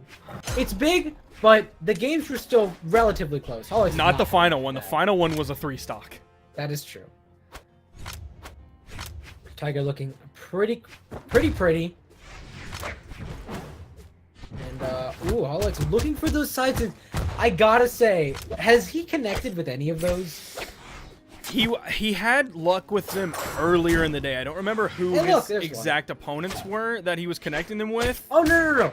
Definitely he's connected them against other people. But yeah. I'm talking about Tiger specifically. It feels like Tiger knows about them. Yeah. We saw him connect to one. He hasn't had luck with them against Tiger. That's for dang sure. Tiger with a downlight into side. Did he maybe miss the jump input again, just like he did earlier when he tried to hit the D-Light ground pound on the side? I think it's possible. And Tiger, nice downline insider, gets the kill, and he's looking real good on his first stock right now.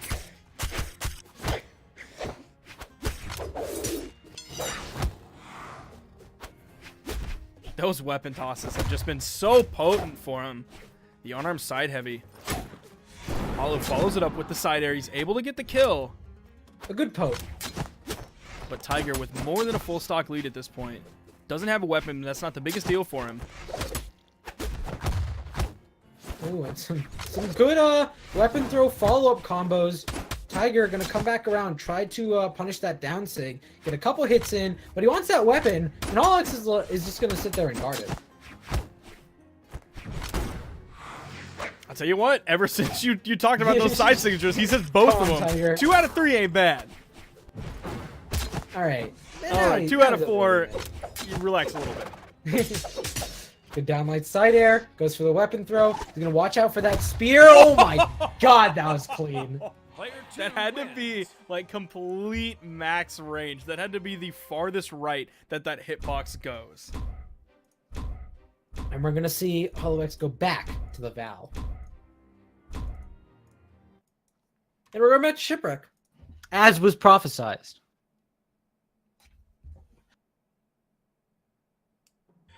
See? Shipwreck's the new mammoth. 3, 2. I wouldn't call it the new Have we Mammoth, seen that much Shipwreck? Yes, we but have. We've seen a Yes, lot. we of have, Shipwreck. Creed. We've seen I don't quite a think bit I of sound Shipwreck. like that. That's exactly what you sound like. Check the VOD.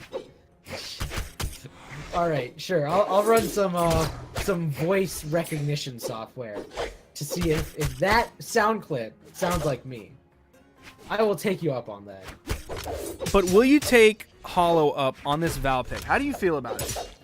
I feel like he's done it before. Oh my god, gravity cancel neutral sig.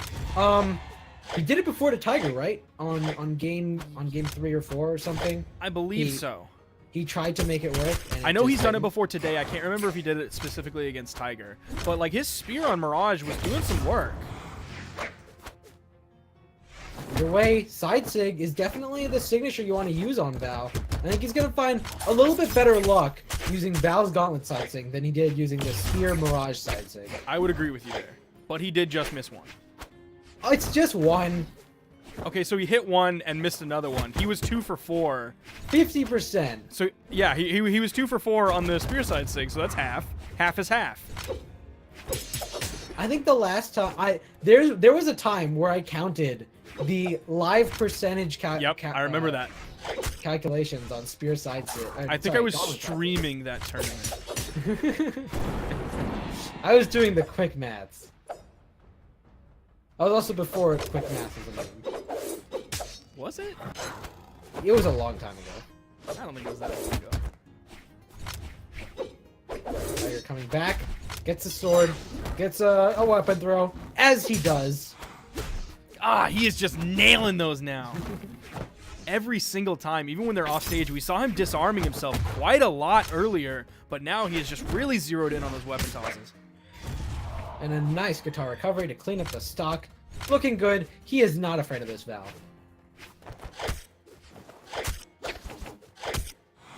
3 nairs, 4 nairs, God. 5 nairs, Let's go, 6 Tiger! nairs.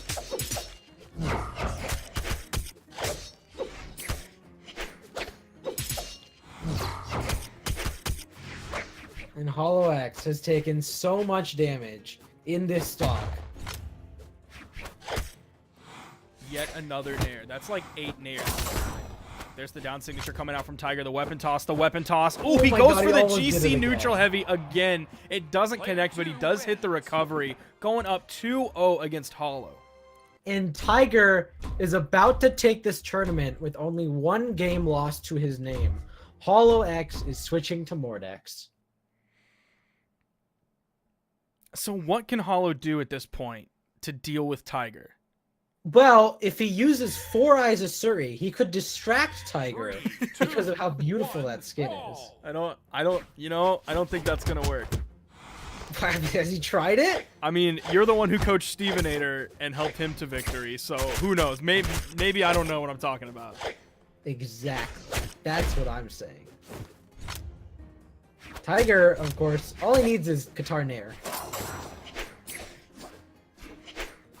And he's trying to land on stage and get these neutralized.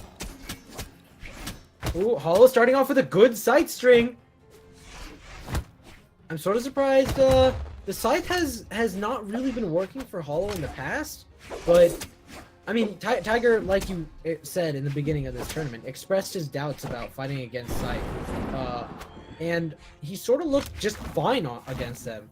Right now, though, Hollow's Scythe looking a lot better than we've seen in the past. Jumping right over that with a falling dare. Let's go, Hollow. Finding the string. Getting out of the way of both of these down signatures from Tiger, but Tiger chasing him into the air. Picks up the recovery. That's going to send Hollow off the top. Still managing to hold on to just this little bit of a lead at this point. He does have the Scythe, which did a lot of work stock 1, but Tiger's hitting these back-to-back neutral lights. Yeah, really good read on watching as HollowX returns back on stage after each neutral. Good Beautiful. down sig. Tiger's almost evened up the damage, though.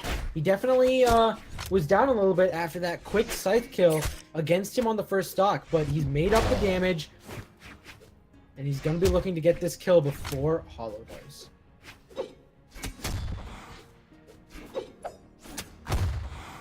Nice D-Light. He doesn't reverse this one, but he does hit the ground pound. That's all going to be but the kill. It's going to be the recovery. That's going to be the guaranteed kill. Hollow chasing that kill down, hitting that recovery, sending Tiger off the side wall the other direction, getting the spike on him, maintaining this lead, but Tiger hitting the gravity cancel downlight into the recovery. It's not going to kill this time. Tiger almost hit that neutral yet again. He loves that first kill confirms, which I can allow, but you know it's really the downlight neutral heavy that a lot of players favor when it comes to kill confirm with that. Of course, he can also just get a really nice sword side sig on a Shuri. Have we seen him go for the D-Light gravity cancel neutral heavy? Maybe? I think he either goes for just the raw neutral heavy by itself, or he just goes for the D-Light recovery. Yeah. I don't think he goes for the D-Light gravity cancel neutral heavy. Maybe he just mechanically has trouble doing it. It's possible. It's a little bit wonky. It is. Hollow is about to take his first game.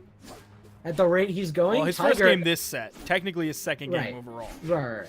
But Tiger is struggling a little bit to try to get damage on HollowX right now. He's done a really good job at avoiding attacks. He's gotten tip of the hitboxes on Tiger right now. Good patience watching that side stick come out. Turn around, watch another side stick come out. Tiger, here's that fire that we've seen from Tiger on third stock.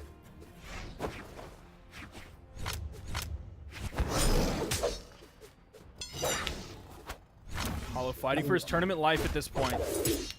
He is 2 games down. Tiger just has to win 1 best-of-5 in this grand finals. Hollow has to come back in this best-of-5 and then win another best-of-5. He picks up the recovery after the onslaught from Tiger. It was looking like the wake-up call was going to get answered.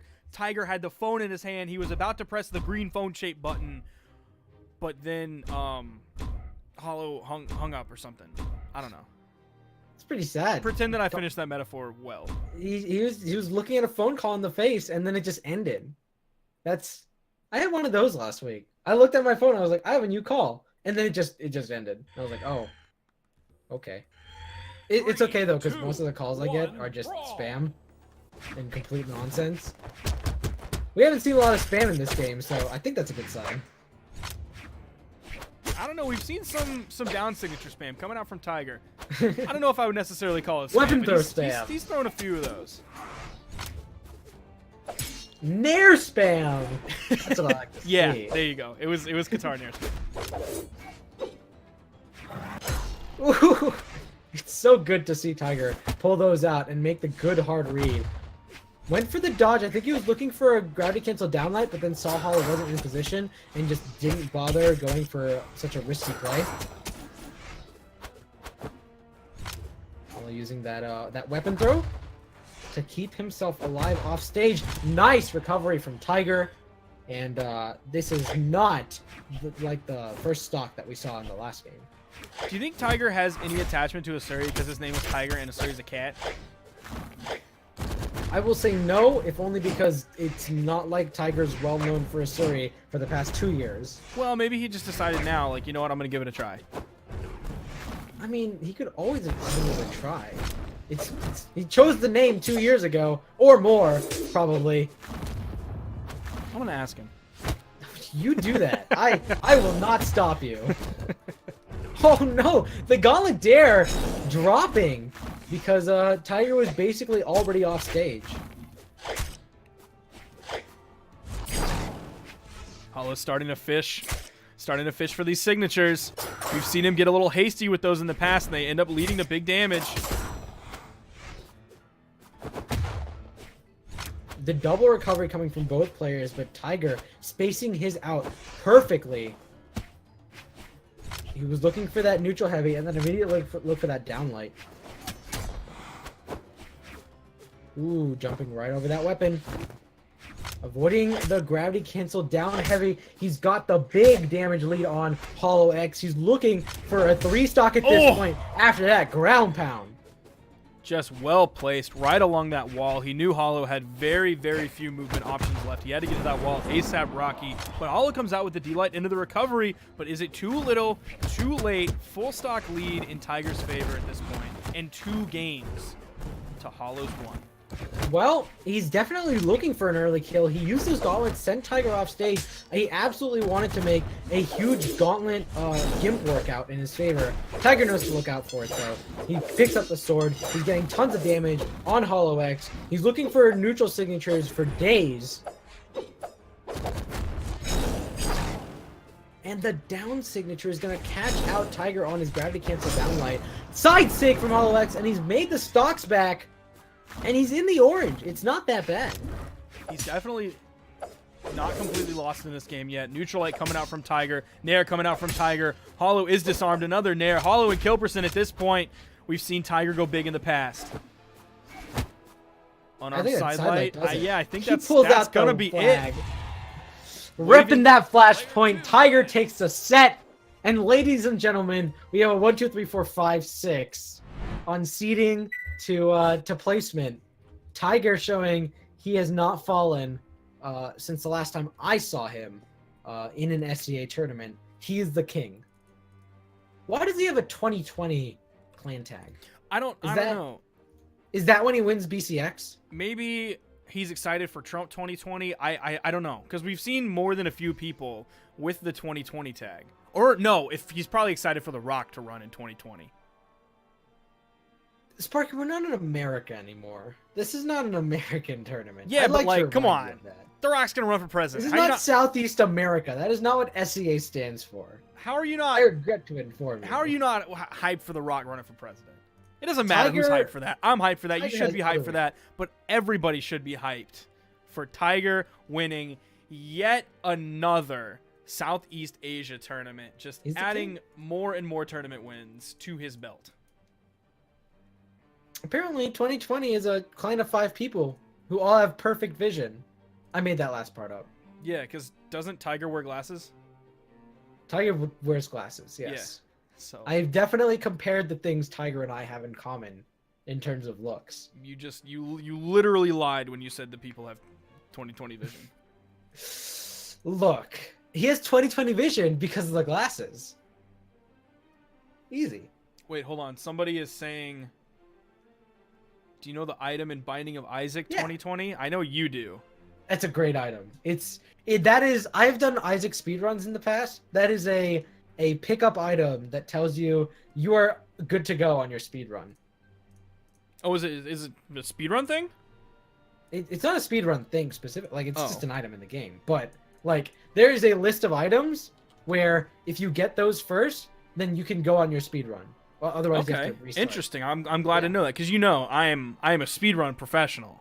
I know. I knew. I went Isaac and said, I know the one thing I can connect with Sparky on this with. But another thing we can connect on is being fans of Tiger, the man who won the tournament today. He won Clanhalla Southeast Asia Monarch Tournament 2019, and wait, hold on. That's a 16. And then 12. So, like, the last 3 Clanhalla tournaments Tiger played in, he won all 3 of them. Tiger is still just the absolute monster of Southeast Asia. Is anyone going to stop him this year? That's up to them, man. We gotta see what they're gonna say when it comes to how to beat Tiger. They gotta band together and form a anti-Tiger coalition to try to come up with a game plan. Make their own rank S and then leave Tiger out of it so they can develop their own scene. I'm lying. Don't leave Tiger out of anything. He did nothing wrong. He did everything right. He did. He did so many things right today. He's such a talented player. That's why he's been the man in SEA. Like Kyler Alice has been the man in Australia. Expect big things from Tiger this year. And I hope to see some more stars rise in Southeast Asia. But unless you have nothing else to say, Creed, do you have anything else? Tiger's hot.